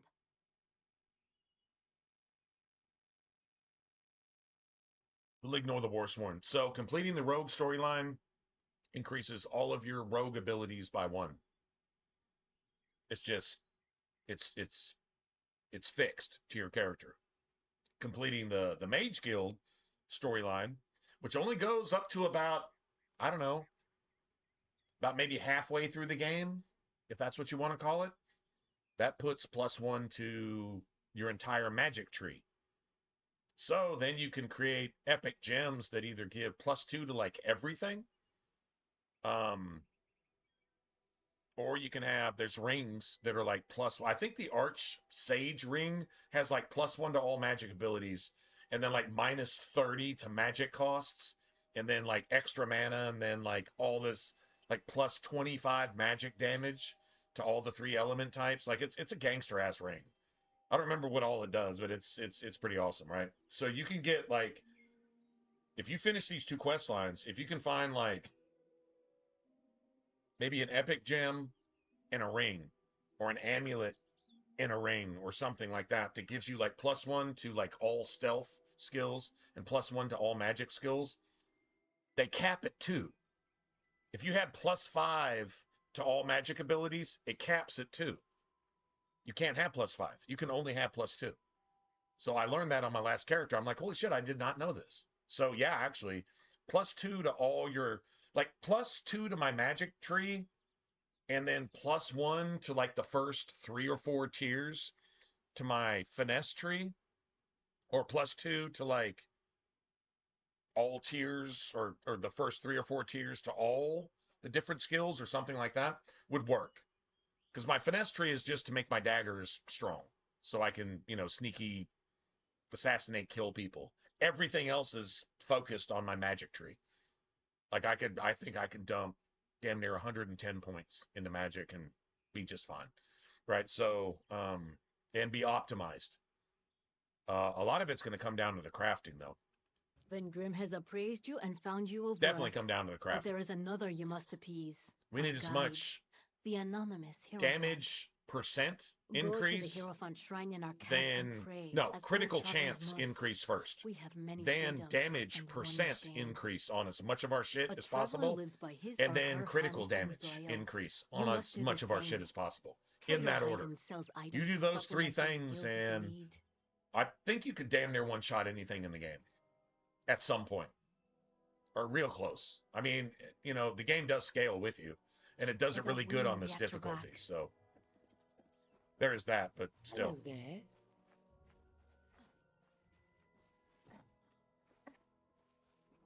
Anyway, so that's What pretty much lays where we're going before with me? this.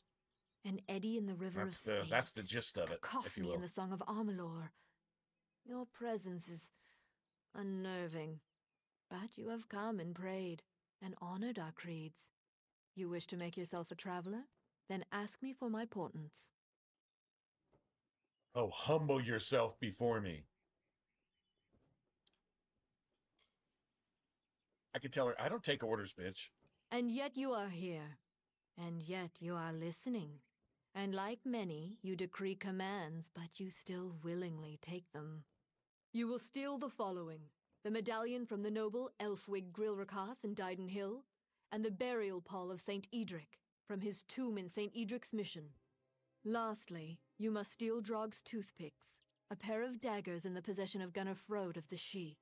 Then and only then may you be a traveler. Yeah, whatever. Not yet. Elfwig Brilrakas is a fastidious man.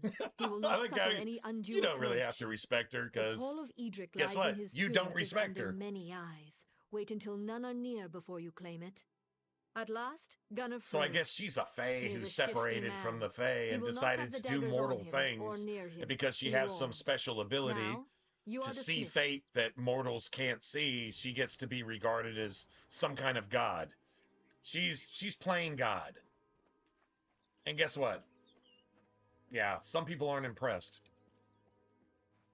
Okay. I mean, that's a good storyline.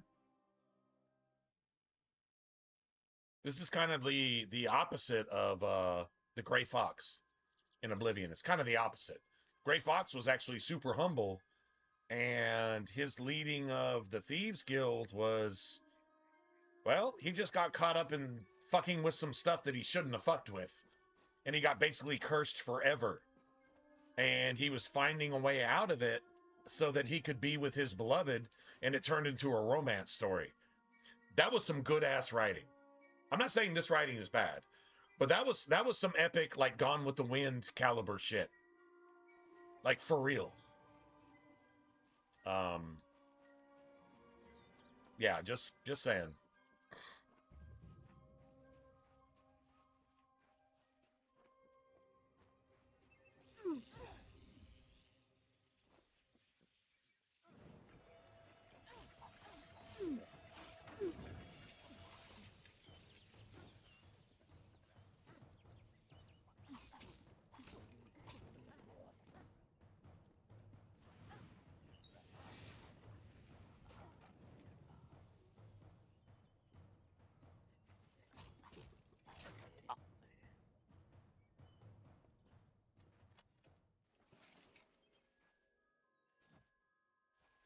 I think there may be a blacksmith bench down here in this.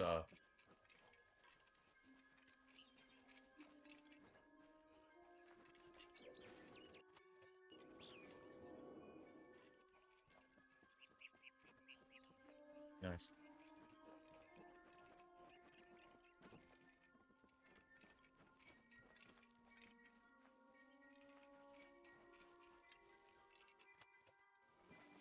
Beautiful.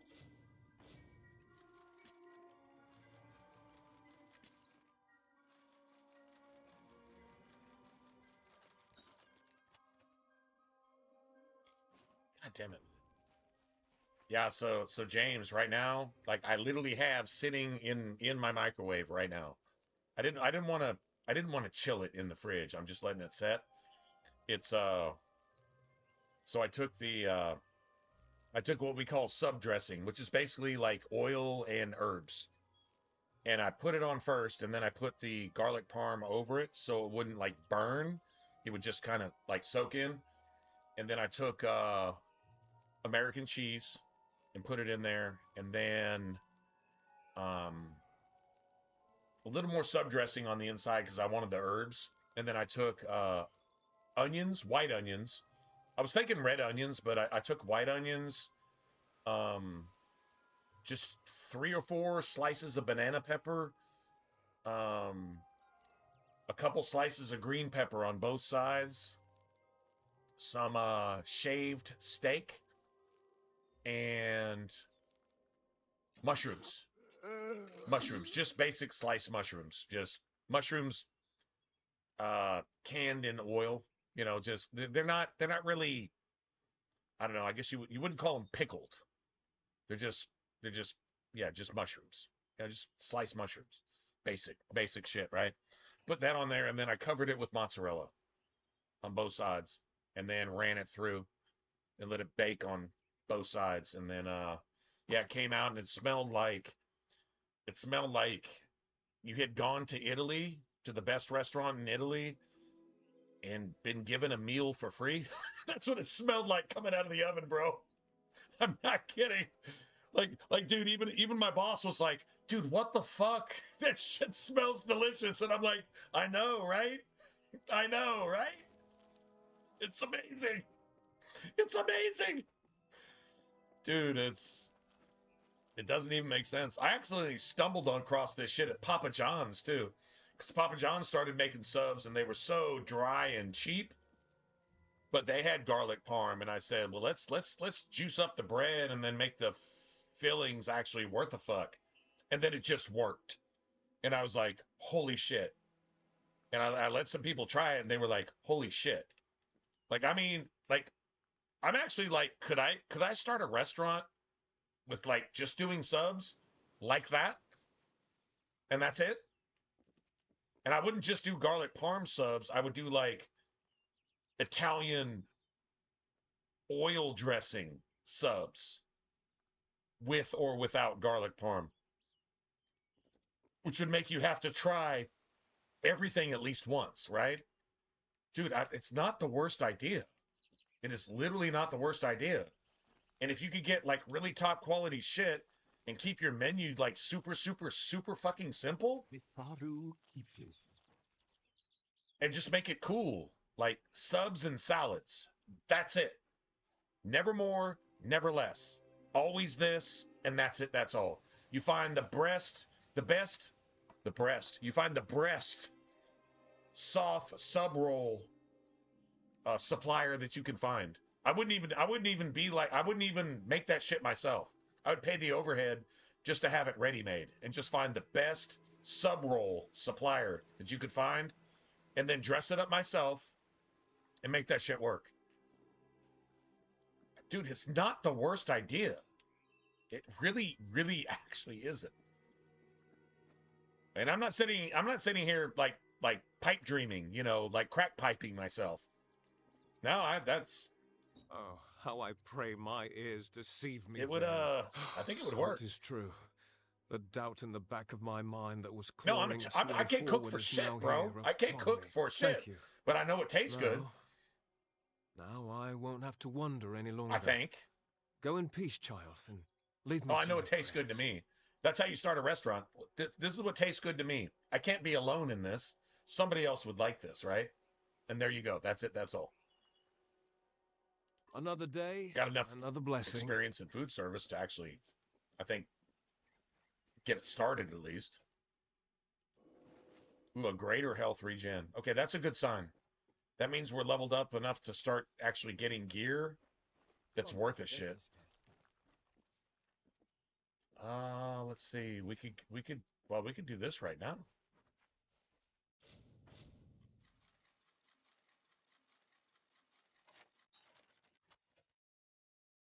Wow.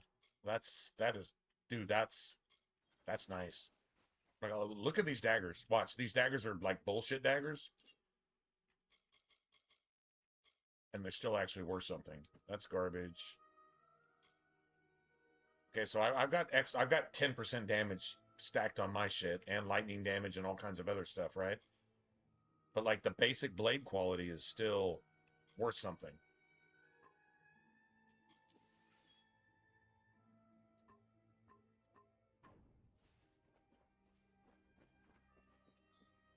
Yeah, no, I'm the worst cook in the world. I don't know a single fucking recipe for anything except what makes some basic shit good. Then you just fuck around with it.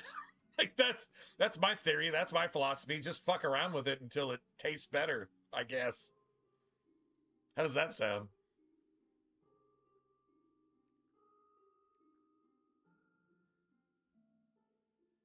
Oh, don't come this way. Oh, you motherfucker. Can we go sweep over there for a little bit? All right, cool.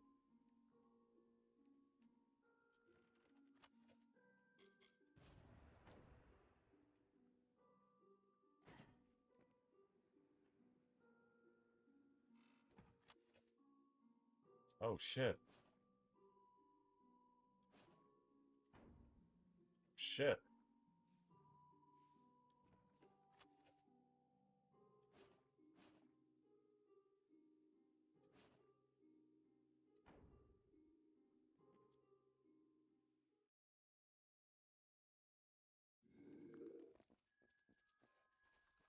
Okay, maybe I should feel just a I little hope you bit find guilty your for that. stay here peaceful. No, not really. No, I don't feel good. No, I'm good. Hey, man. You'd be like honored guest too. You just come in. Oh, is that James? All right. Yeah. Okay. Yeah. Set aside the Jameson and just give him whatever. Whatever he orders. Doesn't really matter.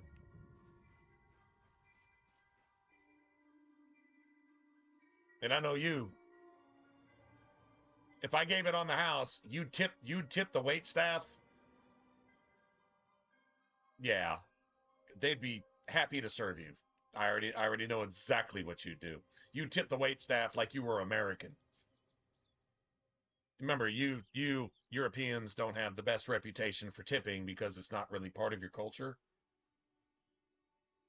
But you have like gratuities built into a lot of your stuff, which is basically the same thing. Over here, it's a show of gratitude for good service. You probably know this, but I'm just saying this. The American point of view on gratuity is you reward good service with something that compensates the person for serving you and going out of their way to do so. So you get a good wait staff and you get a really good food experience, then you show appreciation just like that. You know, not only we cooked it for you, but we cooked it for you better than you could cook it yourself, type of thing, right? And you get treated the same regardless. But the bottom line is it's more of an act. It's not added to the bill automatically, which is very impersonal in my opinion. It's an act of the customer, right? The guest saying this was exceptional. The food was fucking amazing, and the person that served me was amazing. I had some good laughs, and I had a good time, and I impressed my date, and now we're gonna go have children. You know, that type of shit. Yeah, that's what tipping is in America. A little bit different. I know the gratuities are built in a lot of places in Europe, and it's similar, but I think that's impersonal. That's like an expected thing to where I'm here, you're there, just be there, give me my shit, and shut the fuck up. That's not the kind of experience we want in America. The experience we want is that your server eventually learns your name and you know their name. And you actually ask for them when you go to your favorite restaurant. Where's Nikki? Where's Bruce? Where's Phil? Where is Samantha? Right? And if they're there, if they're not there, then somebody else, you know, and then you're like, okay, well, if it's not Samantha, I'm probably not going to like this. And then you've got Cliff or you've got Jill over here that comes over and is just as fucking amazing, and it makes the place you go to even more amazing. That's how we do things here. You know, I think it's legit. I think it's a really good way to do things, especially in food service. Everybody needs to eat. So if you want a special time eating, it should be special. And when somebody makes it that way, they should be rewarded properly. I mean, you're willing to pay for music from a musician, even if you only like one song on their, you know, album, record, whatever the fuck they call it now, whatever, on their playlist, whatever. So it's the same type of thing. You're willing to go watch a movie just because a certain actor is in it, even if the movie sucks. So if you go to a restaurant, it's your favorite restaurant, and your favorite people are there, and they treat you exactly the way you want to be treated, why wouldn't you compensate them accordingly, right? Anyway, so yeah, if I had a restaurant and you came to it, I'd be like, okay, it's on the house, whatever, blank check. And what would you probably do? Give like, I don't know, $200 American for the entire wait staff and the fucking cooks just for being amazing? Exactly, right? It's just how you do things, man. And if you don't do them that way, well, you're not doing it right. That's my opinion.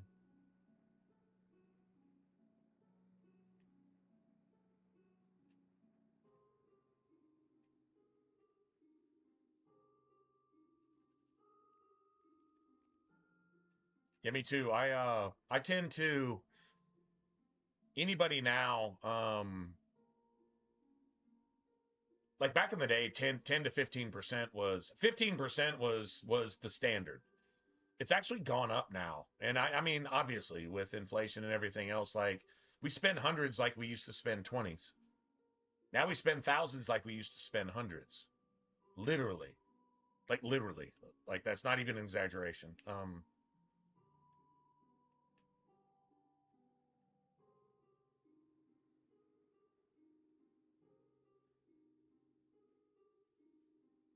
So yeah, like now I think like if I go someplace and I've, whether it's a bar or a restaurant or whatever, if the tab is $50, just for example, now it's not like, 750. I'm not going to tip 750 on $50. I probably turn 50 into 60. That's about 20%.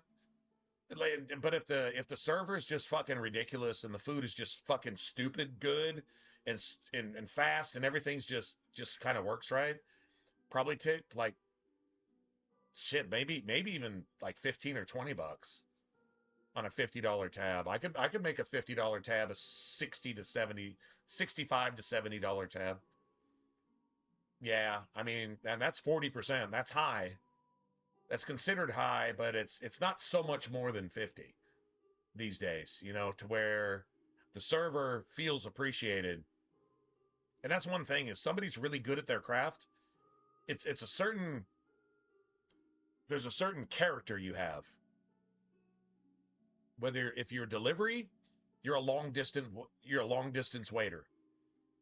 If you're a waiter, waitress, whatever, you're a short distance waiter, waitress, but the mentality is the same. You're representing your place of work and you're taking pride in doing so. And you legitimately want your guests to have an experience. And this isn't just some training video bullshit. This is a real thing. If you're really good at what you do, it's genuine.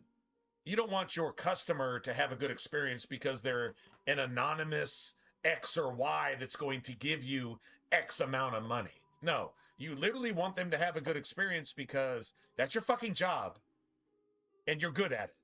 And you want them to come in and just remember that they had a good time and they spent their money and they didn't waste their money and they didn't get it shitted on by somebody who doesn't give a fuck about who they are or what their experience was. If you actually give a shit and you actually serve somebody genuinely, and if there's a problem, you not only correct it, but you overcorrect it. And you make sure that that customer remembers and that they come back.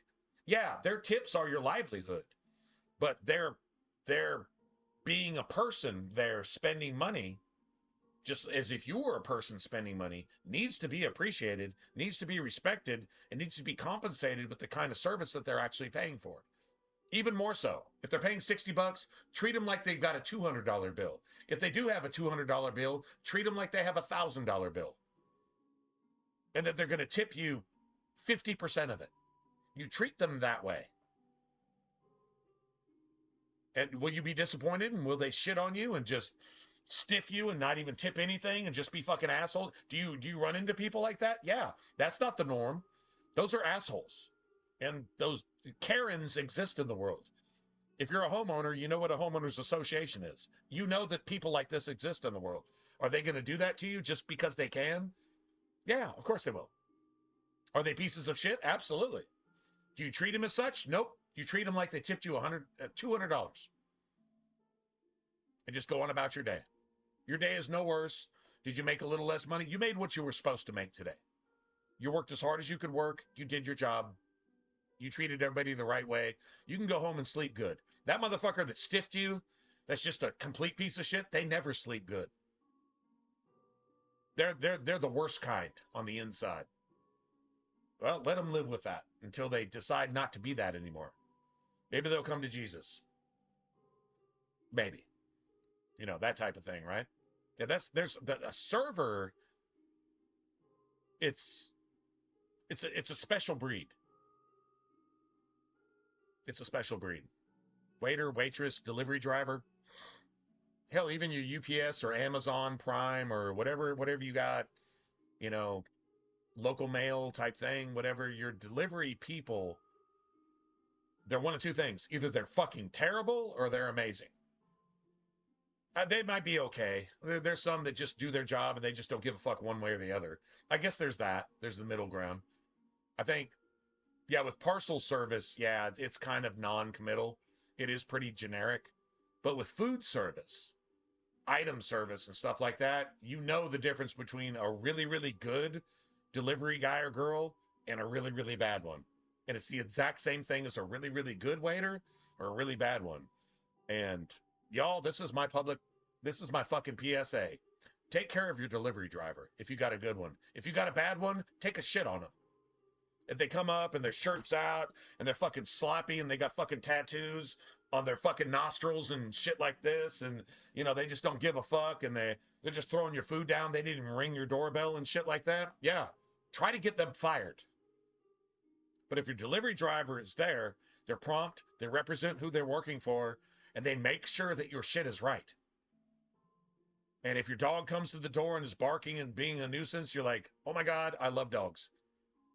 If you don't love dogs, don't say shit. But if you do love dogs, say, I love dogs.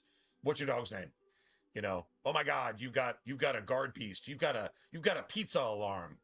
You've got a friggin' a guard monster, if you want to use a Dragon Age term. Most people won't, almost nobody will get that, but maybe you might find somebody that actually gets that.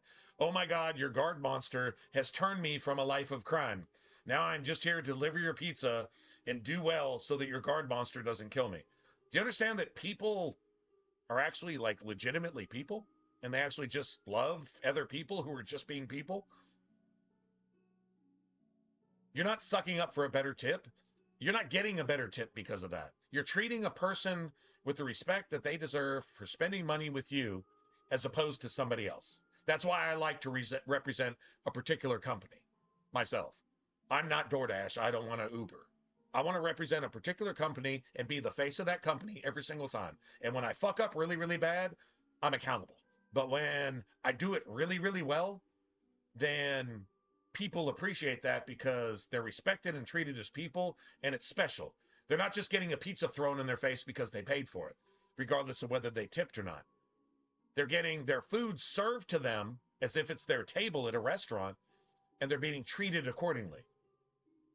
You close the gate to make sure their dogs don't escape. You do the little types of things, and it's good for everybody. If it's good for you, it's good for everybody else.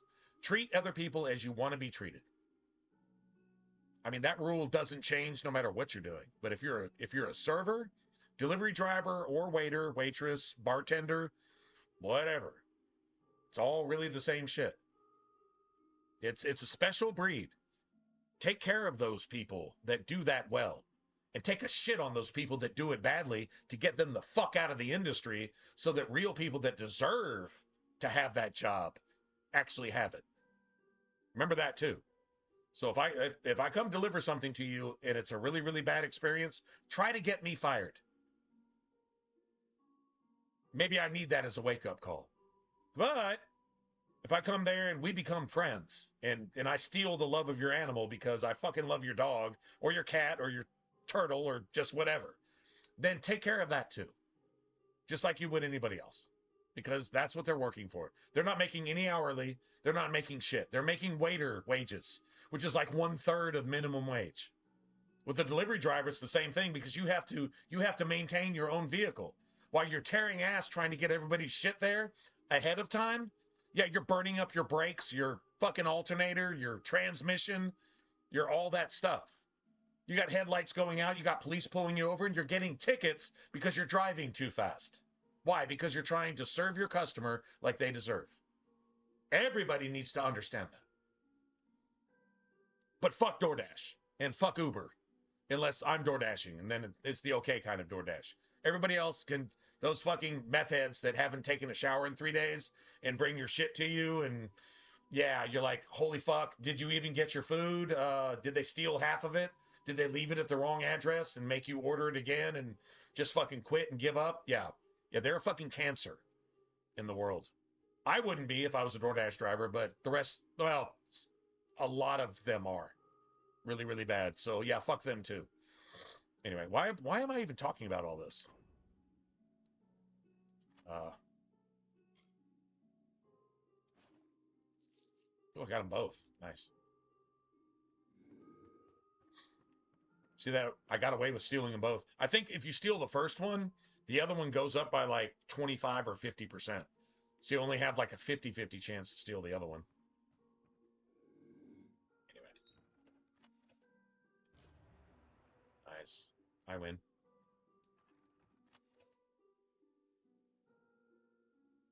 I'll take those too. I think there's Dude, seriously, I thought there was a blacksmithing bench in this place. No, there's a merchant. Yeah, we got a merchant.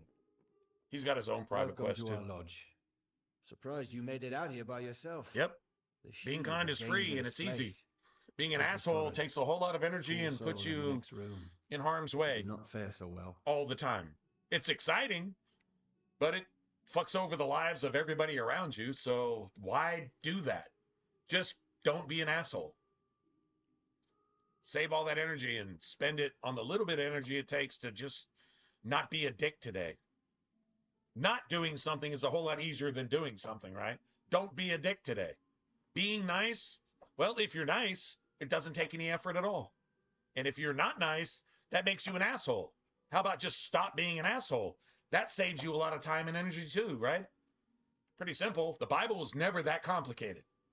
That's literally a big chunk of the message just right there. Yeah.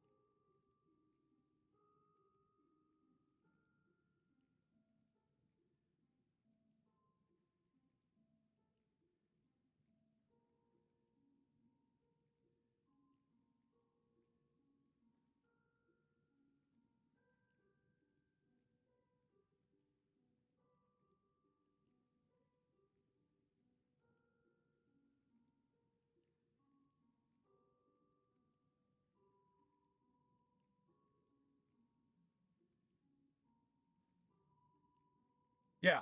Well, yeah. Pretty sure I'm not going to do that, but still. Good thoughts, right? Damn, oh my God, he's got a shit ton of these. 0.1. Let's see, I mean, I think I can make my own shit now. He's even got epic gems. Oh, see that right there? That's something that I'm not crafting right now, but okay, I'm gonna have to go fence this shit because I just stole all of it. Unless I can break it down. I need a blacksmith bench. All right, so we got the mat for the toothpicks. I need a blacksmith. Was there a blacksmith bench at the hold on a second. Was there no, it was just a shop and training. Okay. Yeah, I'm gonna have to go here real quick. I need a blacksmith bench. I need to break down as much of this shit as I can. Hey, Miss Saru, what is it you... Oh, hello. Did Thaddeus send you? Kester Barclay. My apologies. I don't mean to be rude. This crisis has me a bit on edge. Until later, then. Yeah, I'm not trying to start It's the 50 side quests. There are so many side quests in this village right here. It's like I think like literally like almost a dozen of them. Can I help you?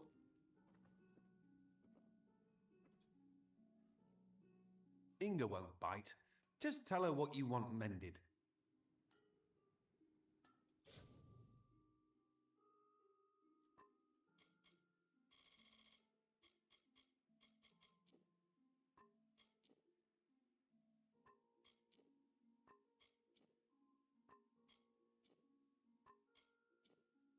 There's one that I'm looking for in particular. It's like 10% damage. And like it just gets better from there. I think I bought them all already. Oh, there it is. No, he's got them again.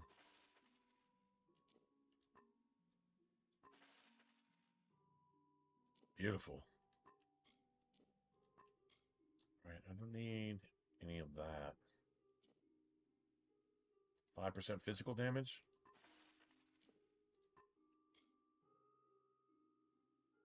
Wait, that was physical damage, wasn't it? All right, hold on. Oh, I can use some of this shit.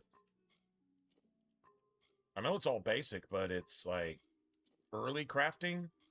This shit makes like a huge difference. I probably don't need any of this. Plus 10 mana. No, 10% mana. Cool. Yeah, the shock dowel is what's for the scepters, and the rods are for staffs.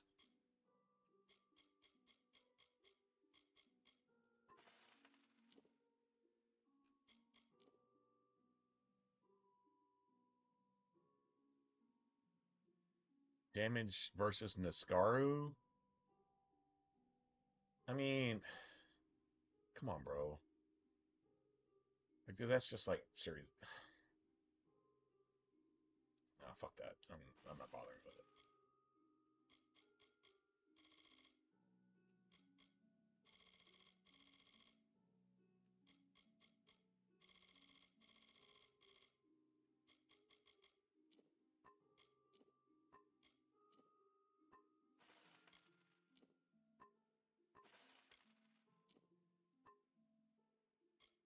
Nice. Good then. Okay, I wonder if I should save here, actually. Let me see what kind of stuff I can actually get from this shit.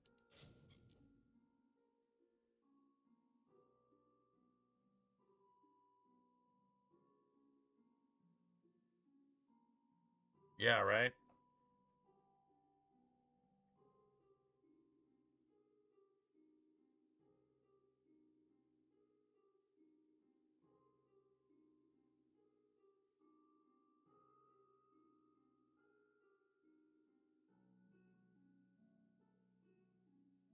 Hmm.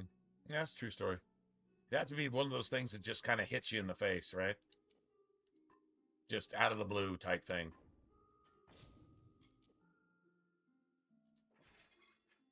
I got that. Don't need that. Dude, I got that one too. I got both of them. Holy shit. All right, hold on a second. Let me save this. Dude, I just got the two best things. This is shit I'm gonna need later. I'll save scum the shit out of this. Don't need what's on that. Because I'm not using bucklers. That's gonna be like whatever the buckler, the basic wood piece. Probably like oak or something. Um yeah, it's gonna be like an ice buckler instead of just ice, or just regular buckler or something like that. Oh, scepters have handles too. Holy shit! So I can make lightning, motherfucker. I can make lightning chakrams too. Scepters have a handle. That's the chakrams have that's the base of a chakram too. Motherfucker. Okay, hold on a second. I want what gives me the oh, this is beautiful. Please don't crash now. Please don't crash. Don't crash. Don't crash. Don't crash. All right. Save. Dude, that's some really good salvaging right there. Okay, that's not what I was looking for. Let me try this real quick. I want to see what's giving this piece of gear, because this could be something that translates to a piece of armor too. So there's like grips, and then there's like straps, and then there's rivets, and then there's like threads, and there's like just all kinds of different stuff, and they're useful on both weapons and armor sometimes. Oak frost dowel. See, that basic grip is not giving me that.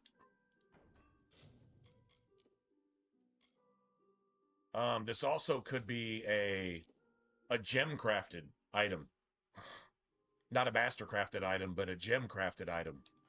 And if it is, then I can't recover that 15% mana regen per second. But once your mana pool gets like really, really big, I think if your mana pool is like at 400, even if you have like 300 of it reserved in sustained abilities, it's still 15% of 400. I don't think it's 15% of the 100 that's left, which would be 15. But if it's 15% of 400, it's 60 per second. See what I'm saying? Like, I believe it's 15% of your total mana pool. Motherfucker. Let me try it one more time. I'll try it one more time. It's not that big of a deal. We just actually got some really cool shit. Really cool crafting stuff. Okay, that's kind of garbage. Yeah. If I wanted to craft, what do I have? I don't like literally have anything. I need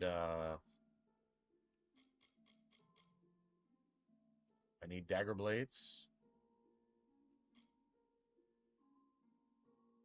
Yeah, see, that's got a handle. Fey blades have a fulcrum. Longbows have a fulcrum. So staffs and hammers share a shaft. So there's like 2 weapons for every thing. Except daggers, long swords, and great swords, all 3 have hilts and blades. Other than that, there's shafts for staffs and hammers. There's fulcrums for fey blades and bows. And I think the dowel is only scepters. That's the only one that has dowel. Anyway. All right, cool.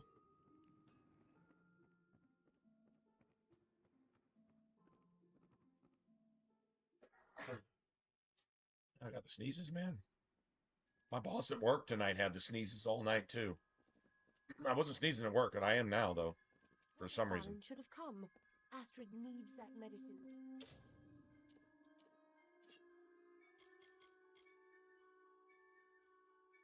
See, that's a scepter. If we could, you can't break down a purple item anyway, so doesn't really matter.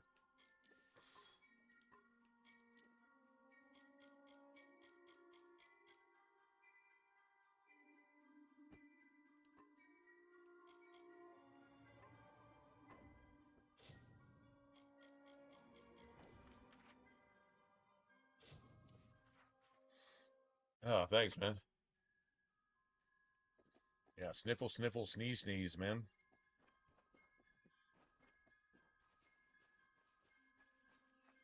Always open for business. Cool thing is, we got both trainings here, Are you looking to buy and there's like items 4 or sell 5 trainers in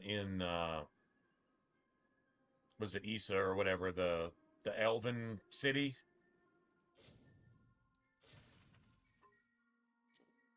Nice. Plus 15% all damage. Okay, maybe I...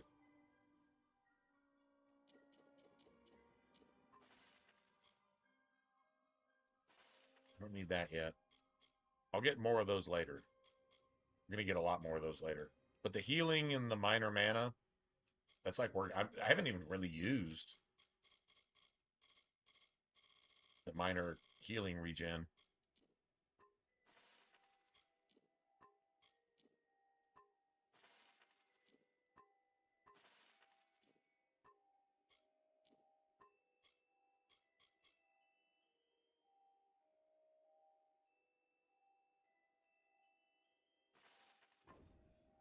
We're looking to make a bit of coin. Gunnar Frode's map.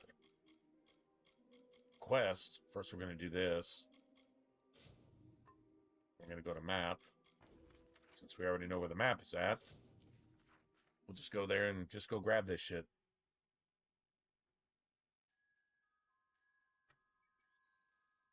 Probably get wrecked along the way, but who really cares?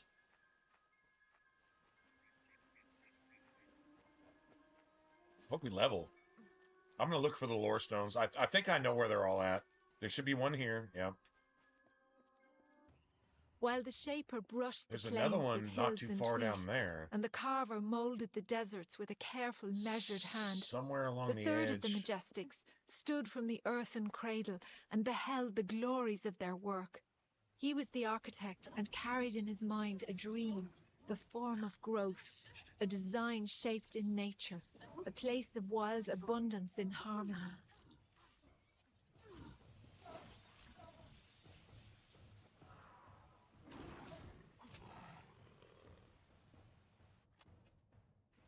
Beautiful. Just give me shards every single time I kill something. I'm down. Give me shards every single time. You have no idea how sick that is later. Gems and crafting, and then if you find like an item, so like let's say I find a set of robes that has a armor slot, 2 utility slots, and an epic slot in it. I can't even craft anything like that. And it already has a stat on it like crit damage. Like literally it's like a rogue robes. And then I can put an armor slot for whatever, and then utility slots for like crit chance, crit damage, and then an epic slot to like raise all of my fucking skills of a particular class by 1. Or some stupid shit like increase all of my magic damage types by like 25 just on my robes, and then just go on from there. See what I'm saying? Like that's the synergy in this game is so fantastic.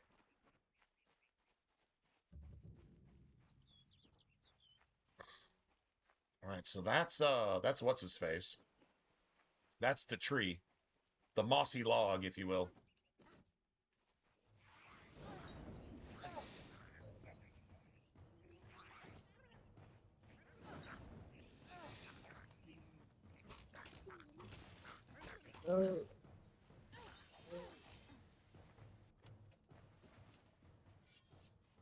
I mean,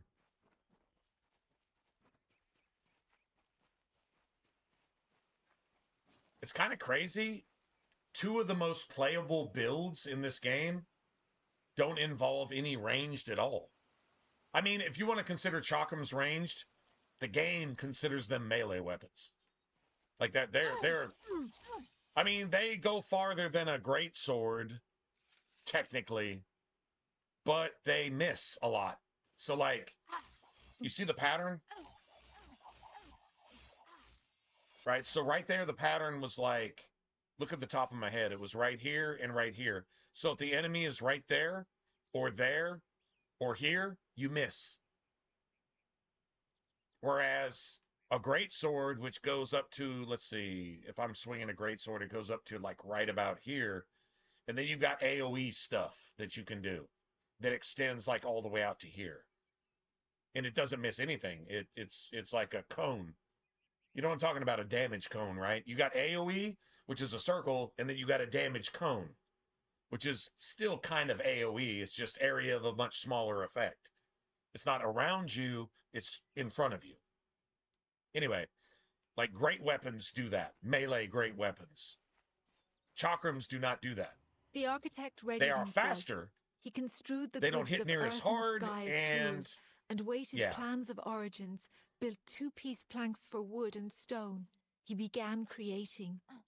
They're nerfed Waters trickled badly. through the Shee, and life But they're really sprung fun to from the use, and ground. so who gives a shit? The wolf and its antelope, the bear and its fish, all the work of the architect. Rundemir.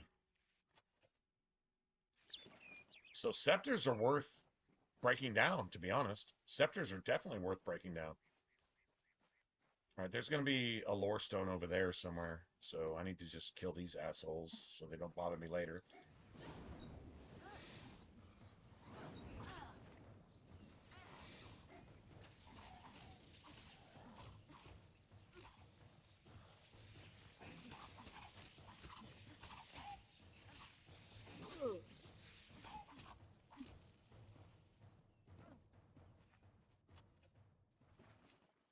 Beautiful.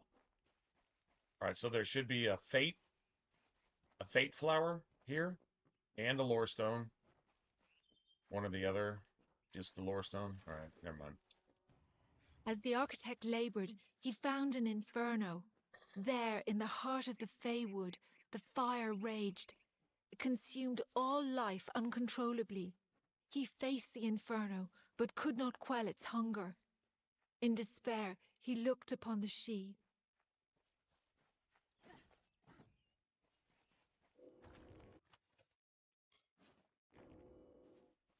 Dude, what's the next one after Azurite? It's like Sylvanite or some shit like that? Yeah.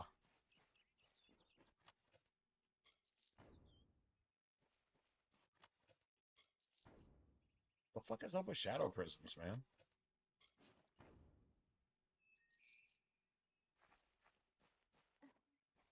All right, that leaves this area. Where does this go? Hold on a second. Where does this actually go? We're getting like way out of our territory. You know what? Fuck that. I'm gonna go here real quick. Cause I don't give a yeah, this is like level 13, 14, 15 territory. But dude, look at it at nighttime. The god rays and shit from the moon through the clouds and all that shit. Bro. Like, dude, every region here is distinct. And dude, even though it's a remaster, see, isn't that some cheating shit? Those are the most cheating god rays I've ever seen in my life. But still, they're there, and it's just art, man. It's just friggin' art. This is like old school game graphics cheating. It's fucking beautiful, man. You know what's really cool is if you get clothes that are like flowy, they actually like they have physics on them. The clothes have physics. Like if you had modded your Skyrim with script extender, they actually have physics. So like that's actually pretty cool. So I would like to find a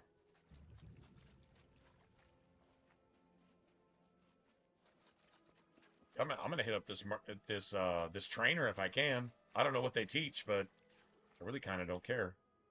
Hail, adventurer. Are you here to present an offering to Metharu? What is it, mercantile again? Farewell, adventurer. Our mercantile like literally just went up. Totally cool. I spent money on that too. Nice.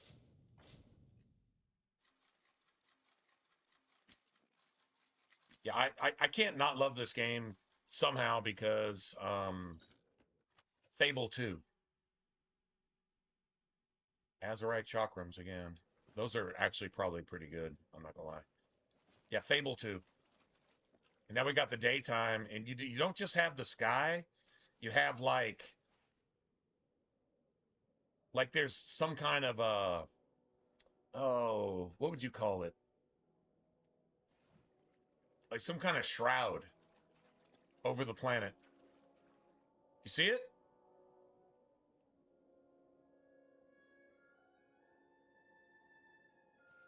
I don't know what to call it.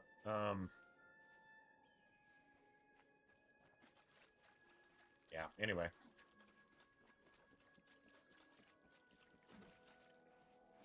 I'll say I don't even know what I'm doing here. I'm just... There's some sorcerers here. We can go fuck with some sorcerers real quick, just on GP. Just on GP, let's go kick their ass. Yeah, here you go.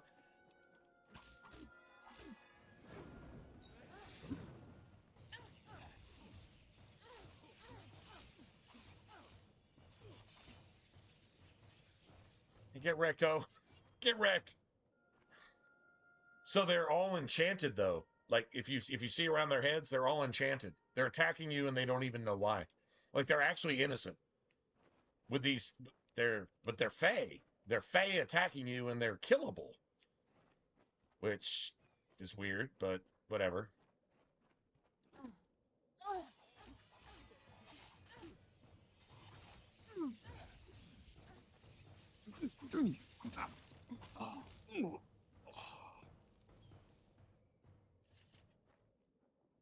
I think it has something to do with the the short folks. I think the short folks have something to do with this.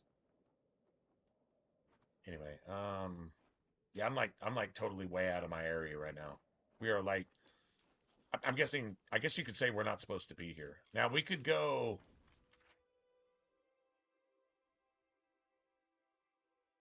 Let's see, Caverns of Ingress. I think one of the Warsworn places is here, but I'm not doing the Warsworn shit. We have to come here no matter what. At least I have like a starting point. So yeah, we're gonna come back here real quick. I just want a fast travel place so I can get there when I need to.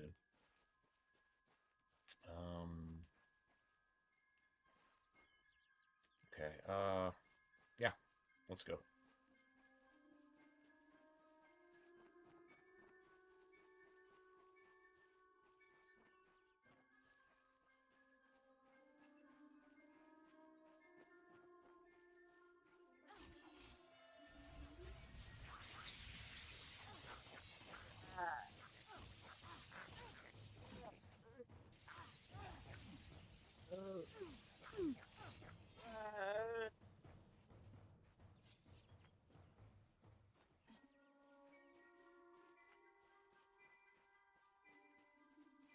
So I think we're just looking for lore stones at this point.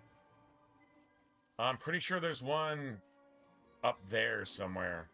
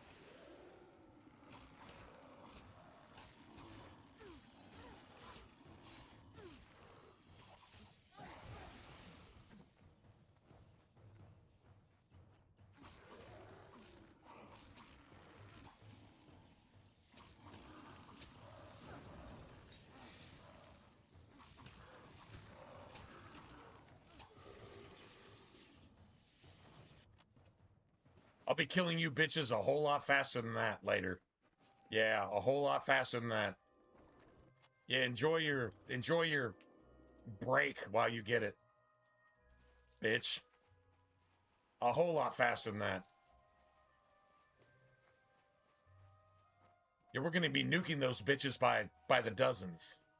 Yeah, later. It'll be greater later. For some reason, I have a decent alchemy skill. I'm just not getting any alchemy ingredients. There you go. There's the lore stone I was talking He about. saw the saplings nourished by the gentlest of touches. He went to the river and said, "Follow this path I and got a you will level. never run dry." The river changed its course and fell onto the blaze. A tired sigh escaped the water. It remains as an azure mist upon the land, ringing with fate's song. Its broomy brow left a sheen of rich dew on every leaf and blade of grass. Wow, the river of life fell into the blaze, and the result was the life-giving dew on every blade of grass. Like, this is some poetic shit. Like, the imagery, if you listen to all the poetry throughout the game, every lore stone has either a story, sometimes it's funny, sometimes it's like serious, but most of the time it's like poetic. It's like romantic and stuff. And the writing is just the dude they got to write this game. He was famous for writing something. The artist is the one that did all the art for Spawn. I can't remember his name. And the writer was notorious for something, and the music composer was notorious for like some shit too. Like, they tried to get like the best of the best, and they promised them all these contracts, and like they had to like file bankruptcy and do all this other shit, and the game like completely failed on a financial level. But it's like, I mean, like, the foundation is here for something great. So THQ came and bought all the rights, remastered it with the Re-Reckoning, and we still don't have a sequel. Apparently they own the rights to the entire story. Unless THQ has been bought out by Microsoft too, but they're fucking Swedish. So, I mean, maybe that's some weird thing or something.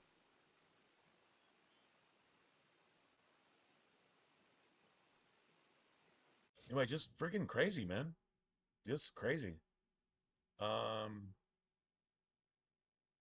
So alchemy's okay as long as it's not past 3. Let's see, I just trained in stealth though, right? So let me train that then. Dude, I want the spelling so bad.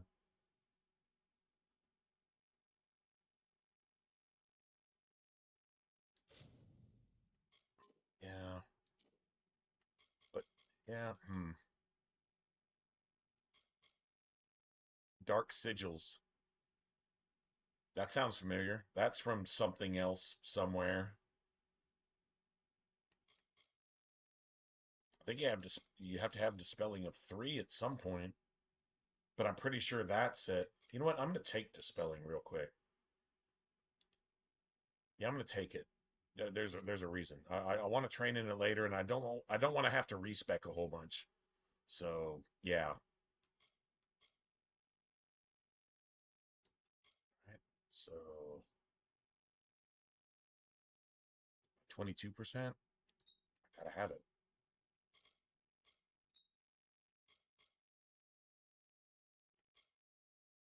Right. So I want to see if I have to. Oh, I have to have this times 2, right? Just to start getting this. Okay, that's fine. Well, I'm just gonna go ahead and take it. Now it's going down, but we lose our dodge. This is the shittiest part of it. You have to lose your dodge. I'll tell you, the only cool thing about this is that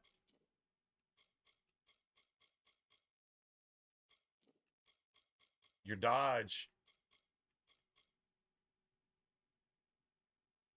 becomes an ice effect. Ice Blink 2. Short range teleport with ice effect. Short range teleport with ice effect replaces dodge. Ice Blink 3. You can basically freeze somebody just by dodging through them. Instead of, so like it's an entirely different twist on the gameplay. You don't dodge away or back, you dodge through them. You're basically invincible for, like, I don't know, what's the game run 30 frames? You're basically invincible for, like, I don't know, 5 or 10 frames, but you actually can freeze them solid. Smaller enemies, bigger enemies, you slow them. And if it's got an ice effect, it can actually do damage over time as well. I mean, theoretically. And guess what? if you look at the same exact thing, it says plus 25% duration of all duration-based spells. An ice effect is a duration-based spell. So they actually get frozen solid or slowed longer, and they take that damage for a little bit longer. Plus the 25% mana cost reduction on top of everything else. So now all your spells are like half price, not counting any of your gear and not counting any of your rings. You can basically build a character without cheating to be almost like a Skyrim mage where you're almost casting for free. So now your sustained abilities, if you got like a mana pool of 100, it's like it's worth 500. So you can cast almost infinitely from it, plus sustain all your other stuff that you want to do. Like maybe you're running like a warrior mage, so you want like some of the really cool shit, or maybe you're doing a little bit from the warrior and you're doing a little bit from finesse. So you've got like some kind of battle rage thing going, and you've got some dagger thing going, and you've got some edged weapon thing going, and you've got something from your magic tree going. So you've only got like 20% of your magic pool, but all of your spells are like, they only cost 20%. So it's almost like you're working with a mana pool like this, even though your mana pool looks like this. You actually cast a spell and it's only moving your mana gauge a tiny bit. So like there's, man, dude, the guy who created this, if it looks kind of familiar, you know where you're going to recognize it if you played it? Mass Effect Andromeda. It's the same dude. This is the exact same thing. Profiles. Here they're called destinies. In Mass Effect Andromeda, they're called profiles. It's the same dude, the same principle. The same breakdown shit, get stuff from your crafting so you can craft new shit based on your skills. Kind of cool, right? Like super cool, right?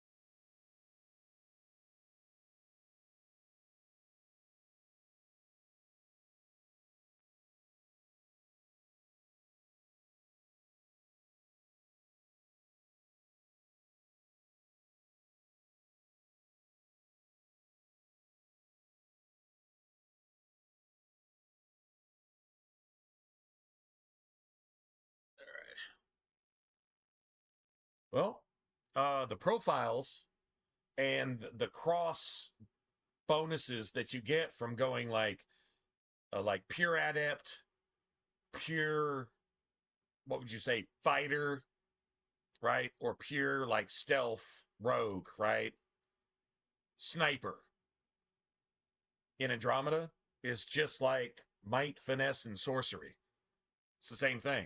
Here, finesse is infiltrator.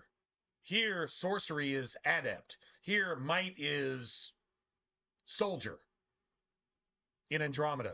Now, if you just look at the skill trees and the character development from both games, they're almost identical. Go look at it. I'm not making this shit up. It's the same dude that created it. And he fell in the lap of these guys and got shitted on. Then he fell in the lap of fucking BioWare too late and got shitted on.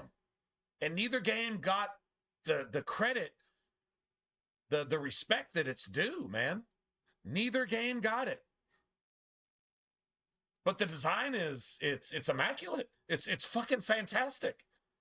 This character development, the cross-classing without disrespecting any of the traditional RPG classes. You're cross-classing. This is like D&D. Like D&D 3.0. Think about it. And the dude got no credit.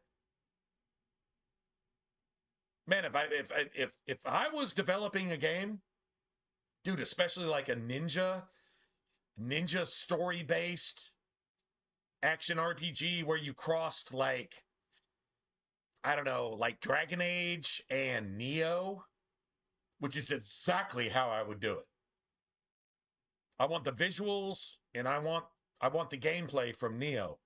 And I want all the shit that Neo brought to the table that no other RPG does. And give them all the credit and give them respect. I would put Easter eggs throughout my entire game and give Neo the respect and give BioWare some respect there too. But I would write it like a BioWare game with all the, romances and all the drama and all the politics and the backstabbing and the cool shit. And I know exactly where I would set it. But if I was developing a game, I would hire this guy to create my fucking skill trees. This guy right here. You can go look him up. Go look him up, Kingdoms of Amalur. Go look him up, Mass Effect Andromeda. It's the same dude. And he's a motherfucking genius. It's just the teams around him, the studios around him, and he just fell in the wrong place at the wrong time every time. But he's like better at what he does than basically anybody else. If Joe Wyatt is my favorite voice actor, actress, whatever, then this dude is my favorite skill level, character building, mind. That's it. That's all. Like seriously. Yeah. And he worked with on that project with the studio. This dude worked with some of the best. And then with Andromeda, once again, worked with some of the best. It was so sabotaged. And they were so sick. They were so Hillary Clinton fucking satanic toxic from within and without that they had to sabotage their own shit. And that sucks. But Andromeda was still a great game.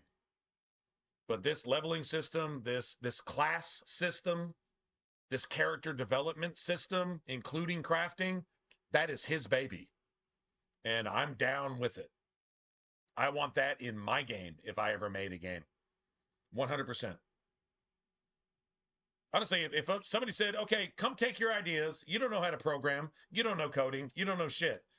But you got a good idea. So just come and make our game. I'd say, if you don't bring this dude in, and you don't bring Joe Wyatt in, and you don't bring Mike Laidlaw in, and you don't bring Ken Ralston out of retirement, I'm not working with you. Not like I would have any say so, but if I had like those kind of balls, big ass fucking titanium fucking, if you took me up on an airplane, your airplane would hit the ground, those kind of balls, that's exactly what I would say. Because that's it, that's all. I don't recognize anything else really in the industry that's actually worth talking about when it comes to RPGs. Now, I'm not talking about shooters. I'm not talking about sports games. I'm not talking about anime. I'm not talking about JRPGs. I'm not talking about any of that. I'm talking about this type of shit. I would say they have to be here.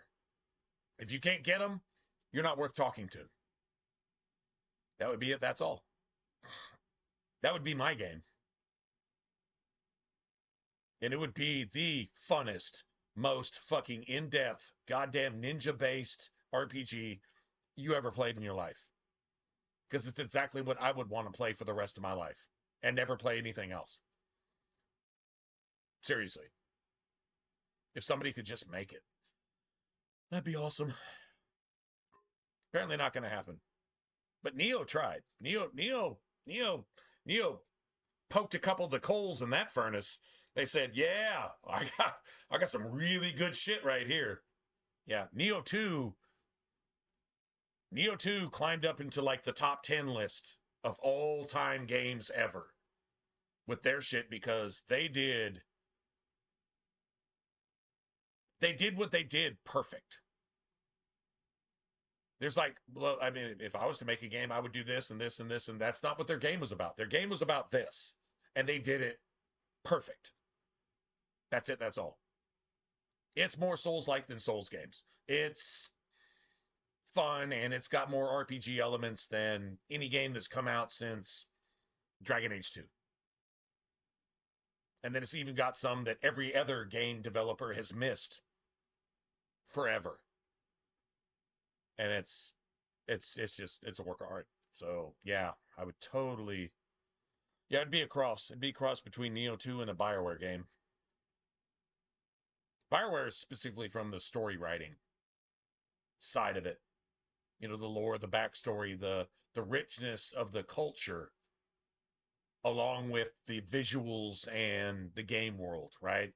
You know, your game world design and your, you know, your art style and all this and that is one thing. But what do you fill it with? Like, how much life do you breathe into it? And nobody really did it like BioWare. Not even Bethesda. Like the only life that Bethesda accidentally breathed into a game was Fallout 3.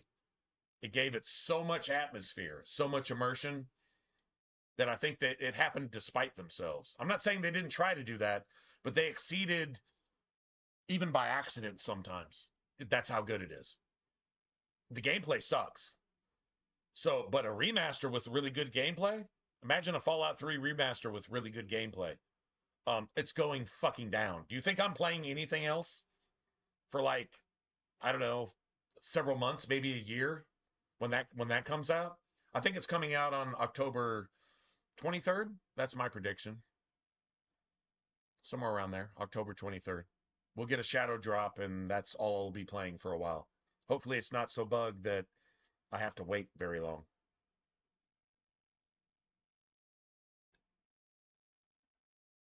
You can quote me on that.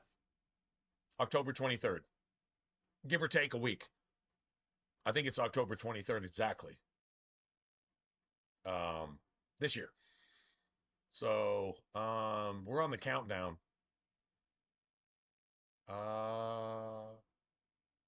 10 weeks. 10 weeks from now. Give or take. 10 weeks? That's about right. 10 weeks plus 1 or 2 days? Yeah. That's our countdown. I'm really just kind of playing this stuff. I mean, I don't know. I mean, this game is what it is. It's as awesome as it is. But yeah, I'm really kind of just trying to bide the time till that happens. And then it's going to be a struggle juggling that with work, because I'm going to crack out on it unless they do it terribly. But if they do it like they did the Oblivion remaster, and they put as much thought into it, the small details are what's going to make it. I'm guessing like a Fallout 4 combat system and a Fallout 3 game world, and not really changing anything. If they do that, they're winning. And then if they do a Fallout New Vegas kind of crossover, Tale of Two Wastelands vibe, to where you got like, I don't know, survival, hardcore mode, whatever you want to call it. Not taking anything from Fallout 4, but just focusing on Fallout 3 and what Fallout New Vegas brought to the table, so that when they get Fallout New Vegas, they could sell it again with all the same shit, and then they could do a Tale of Two Wastelands combo and then sell it again as like a compilation package. If I was Microsoft and I owned Bethesda and owned Obsidian, that's exactly how I would do it. I'd sell one first, then sell the other, and then sell them as a combo. And then all the accessible settings and options, like what color scale do you want? You know, rainbow, unicorn, fluffy, taking a woke fucking Skittles shit on the entire world? Or do you want Fallout 3's actual post-nuclear, depressing fucking grayscale, atmosphere-inducing, you know, post-nuclear shit? And you could apply that, and then you could play both games together, just taking a train rail from one game to the other. I would sell it 3 times and make a ton of money. A ton of money. What's that dude on Vegas, Matt? A ton of money. W2J or whatever his name is, WBG or whatever. A ton of money. Yeah, you'd make a ton of money on that. And it would go on for the next 10 or 15 years. You don't even have to make another game, to be honest, because you'd be bringing like Call of Duty caliber shooting to a game that actually has some depth to it and is actually an RPG, and let people know what RPGs actually used to be. Dan, there's nothing bad to say about that. I'm not saying that's going to happen, but that's my prediction. It's going to be some version of that. I don't think you can check all the boxes off this time. They checked all the boxes off on the Oblivion remaster. They checked all the boxes off. Plus one that I didn't even think of. Fucking badass. Will they do it again?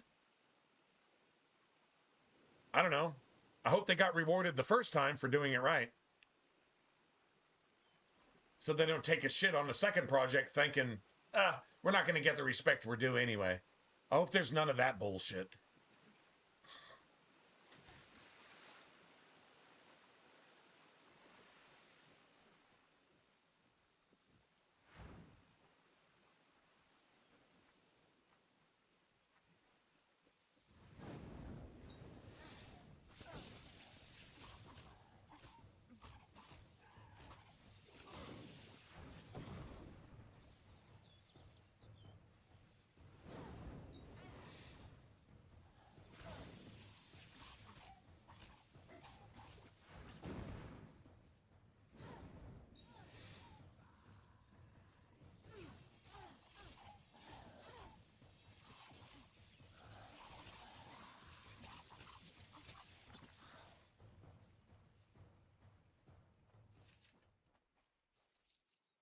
We were using lightning on lightning right there.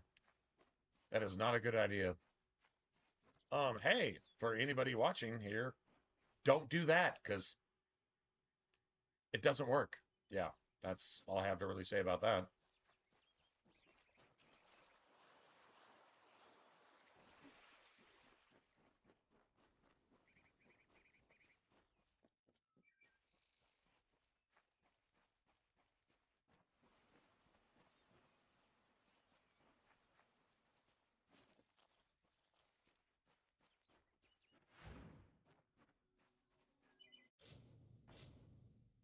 I could be in trouble.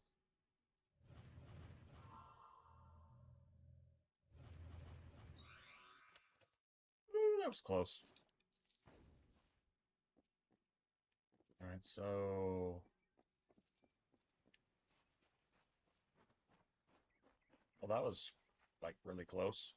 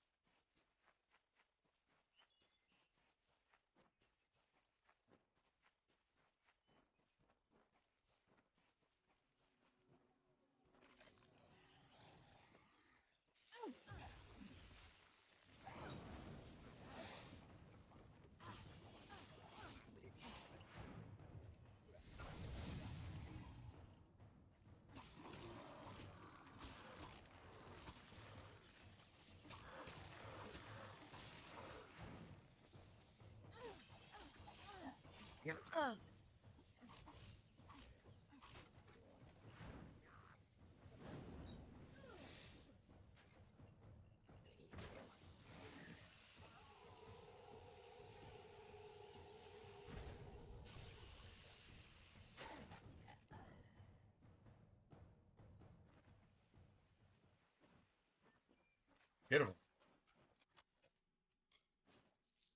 Oh, nice. Nice, nice. Those Essence of Fate are just friggin' fabulous.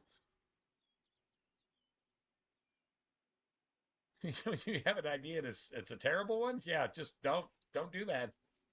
Ever. Just, yeah, and you'll be all right.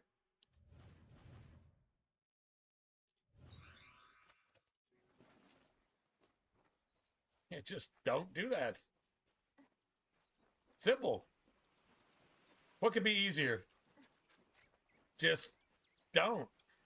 What does Varric say? Just paint a big sign that says don't and hit people with it. Problem solved. That's what Varric said. Pretty sure his advice is pretty solid.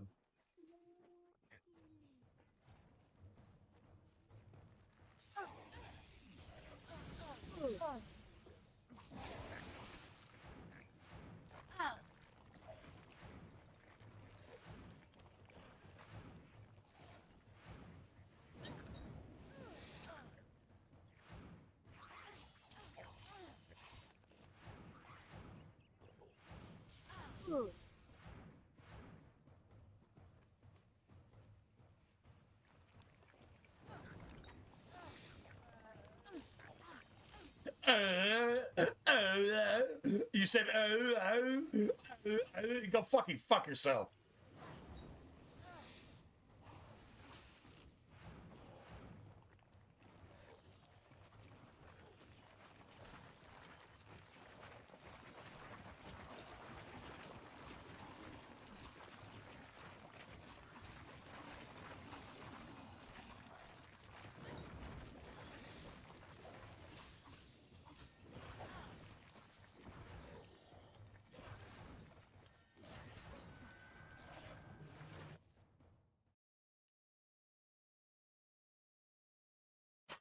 When's my last save?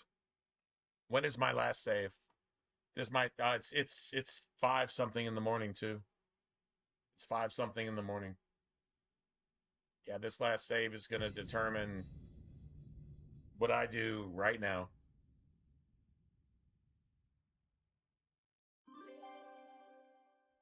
I'm guessing I lost just about an hour and a half of actual gameplay. Hour and a half, probably. I could be wrong. I hope I'm wrong, but I'm guessing that's what just happened. Let's see, 518. Well, 518 is my last. Let's see, I'm guessing I haven't explored any. I haven't done anything I've done in the last hour. Oh, I got that. So it's not terrible. It's not terrible. Okay. This wasn't that long ago.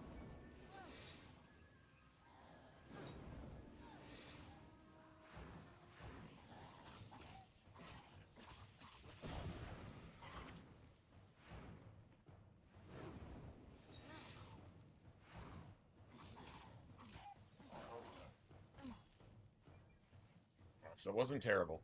All right.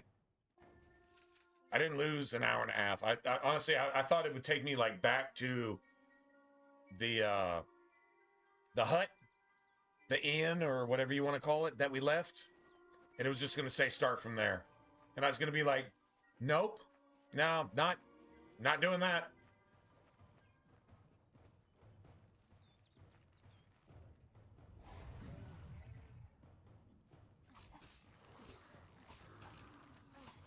All right, so you say you killed me.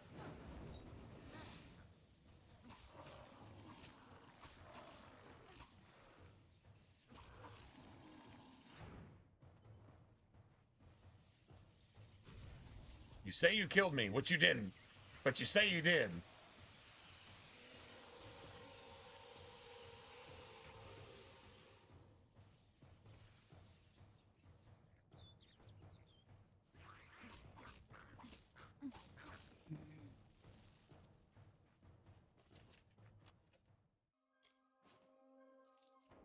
I got almost 2K for that fucking cheat.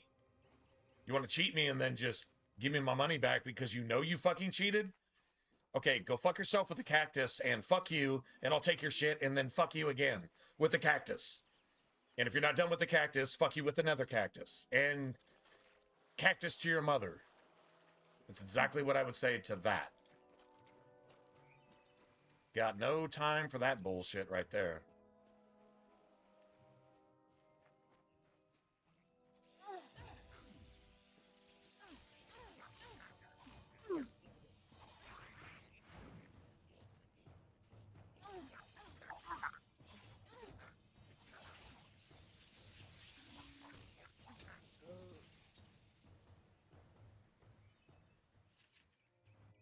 Bitch.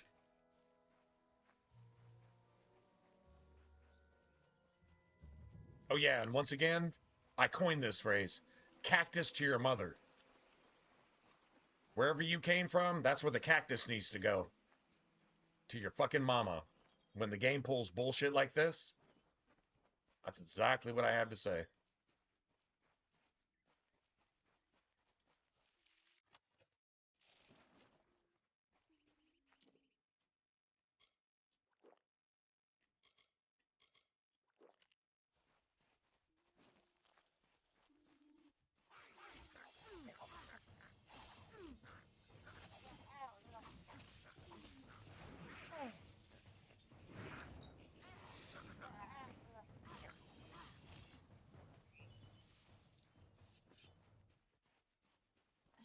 Nice.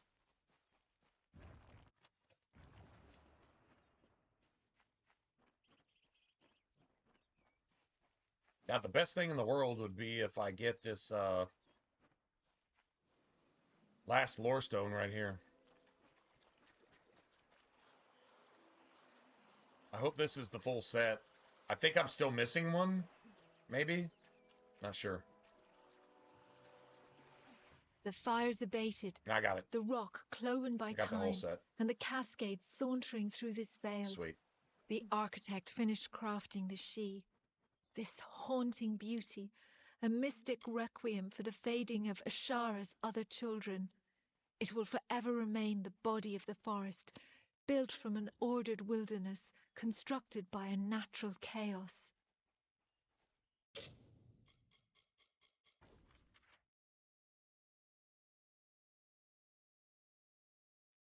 Right, so why am I getting two? I'm getting two quest markers. Oh, I gotta steal something here too, don't I?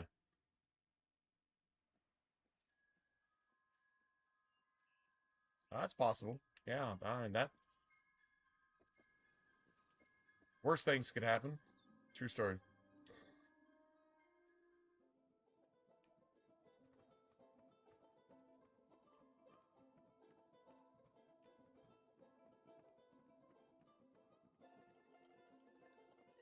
What's that?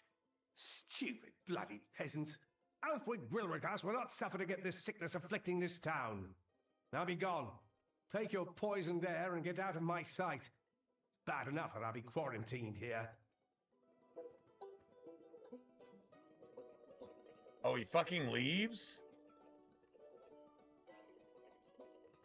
Oh my god, he leaves. Where's this pontificating piece of shit actually going? Oh, upstairs? No, it's going outside. Okay, you know what? Give me a room.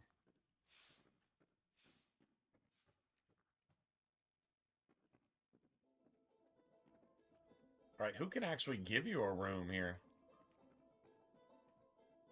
Don't come too close. I've got the blood plague.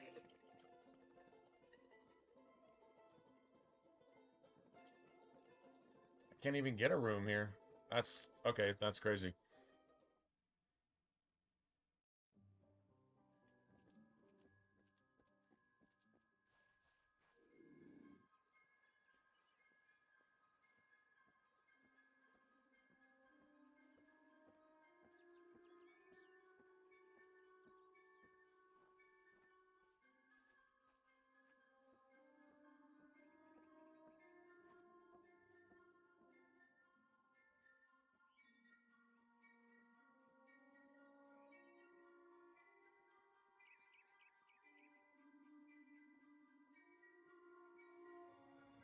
There's somebody watching everywhere.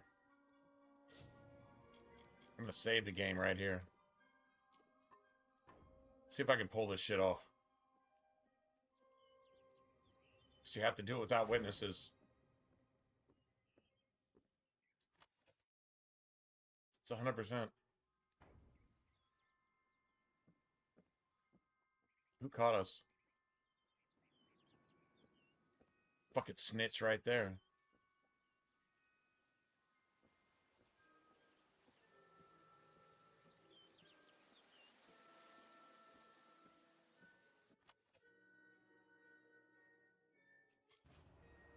Got it. Bitch. I said 50-50, man. I'll take the coin flip. Punk motherfucker.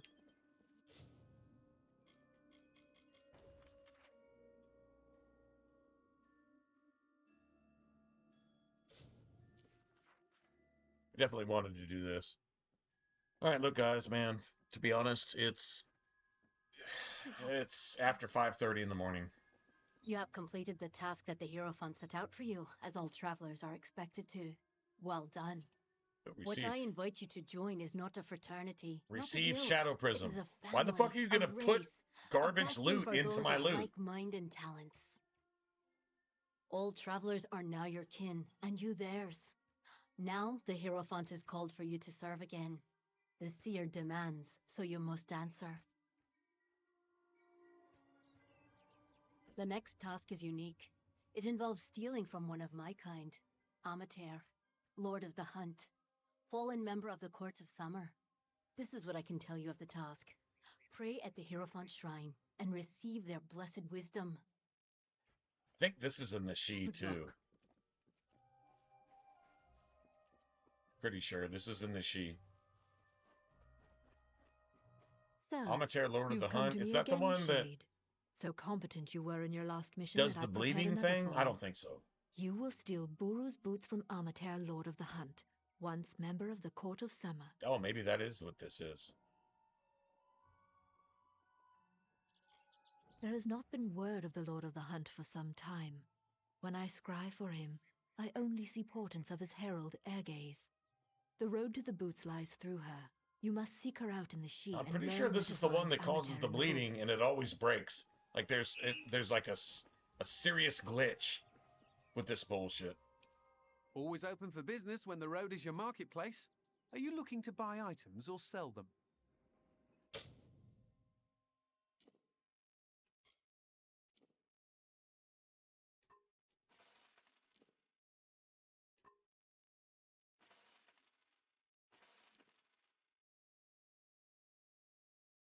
Dude, those chakrams.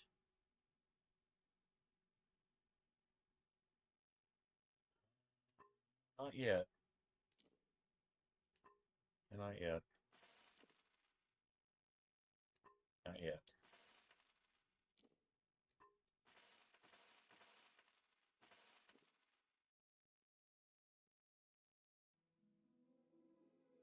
Okay, you have to do something about, what's this?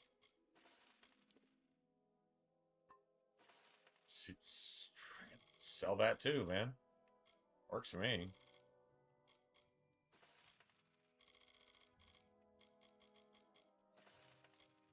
Rid of that bullshit.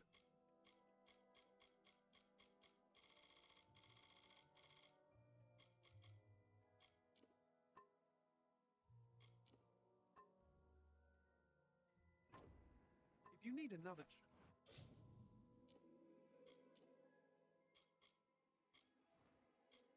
Those are definitely better. All right, sweet.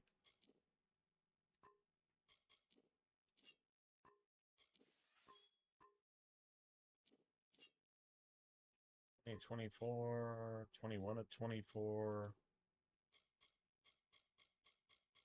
Okay, we're good.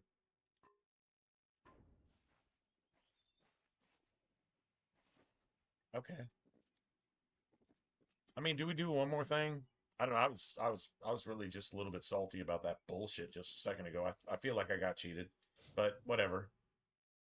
Don't need to break it down anything. All right, let's see what we got. It's just getting really late. I got to get up to work today, so with air gaze. All right, so there's that.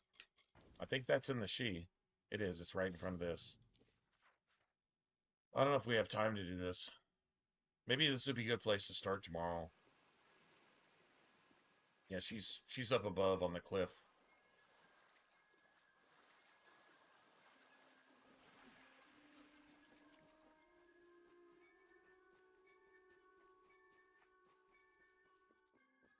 This is the one that causes all the bleeding, I think.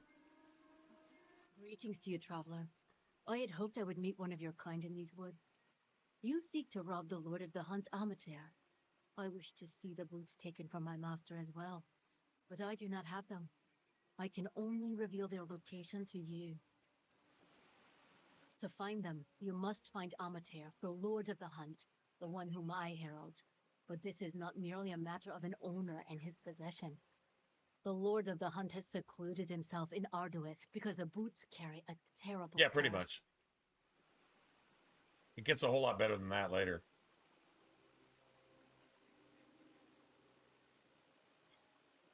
No, though I yearn to see my master restored. The curse is too pervasive, and he would wish death on himself for how he is holy. But in that death, there is a blessing, for he might rise again sometime, and restore the hunt, and free himself from this indignity. I would warn you that to go to Arduith is to go to your death. But if you must obtain those boots, then you must go. Be wary. Go, now!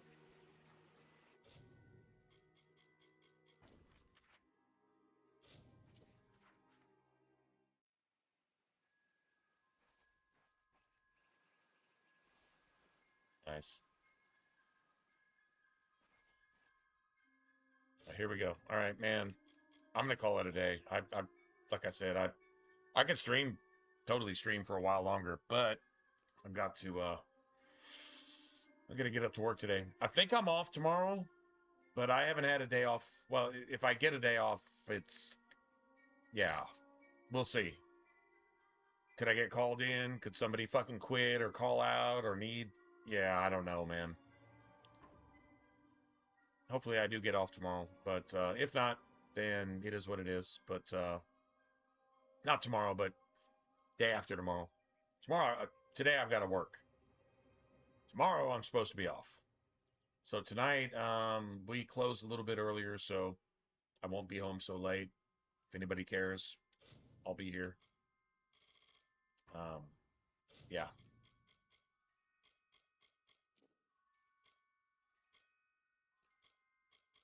Here, you know what? Actually, I'm gonna kill all this shit. Let's make a fresh save.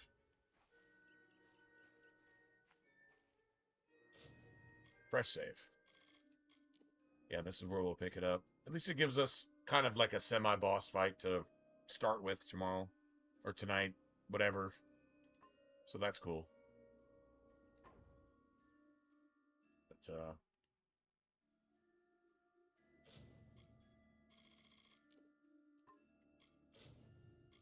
go ahead and get out of here. Yeah, like I said, it's after 5 in the morning, and I gotta get some sleep. Anyway, well, give Sophie a piece of lettuce for me, man. You know, for old time's sake. And yeah, I'll catch you guys tonight, hopefully. If not, then well, I guess it's the end of the weekend. So you guys have a good week coming up. Stay safe and take care and do all the good things. All right, and I will catch you guys later. Anyway, good night, everybody. I'm gonna go ahead and get out. You guys take it easy. See you next time.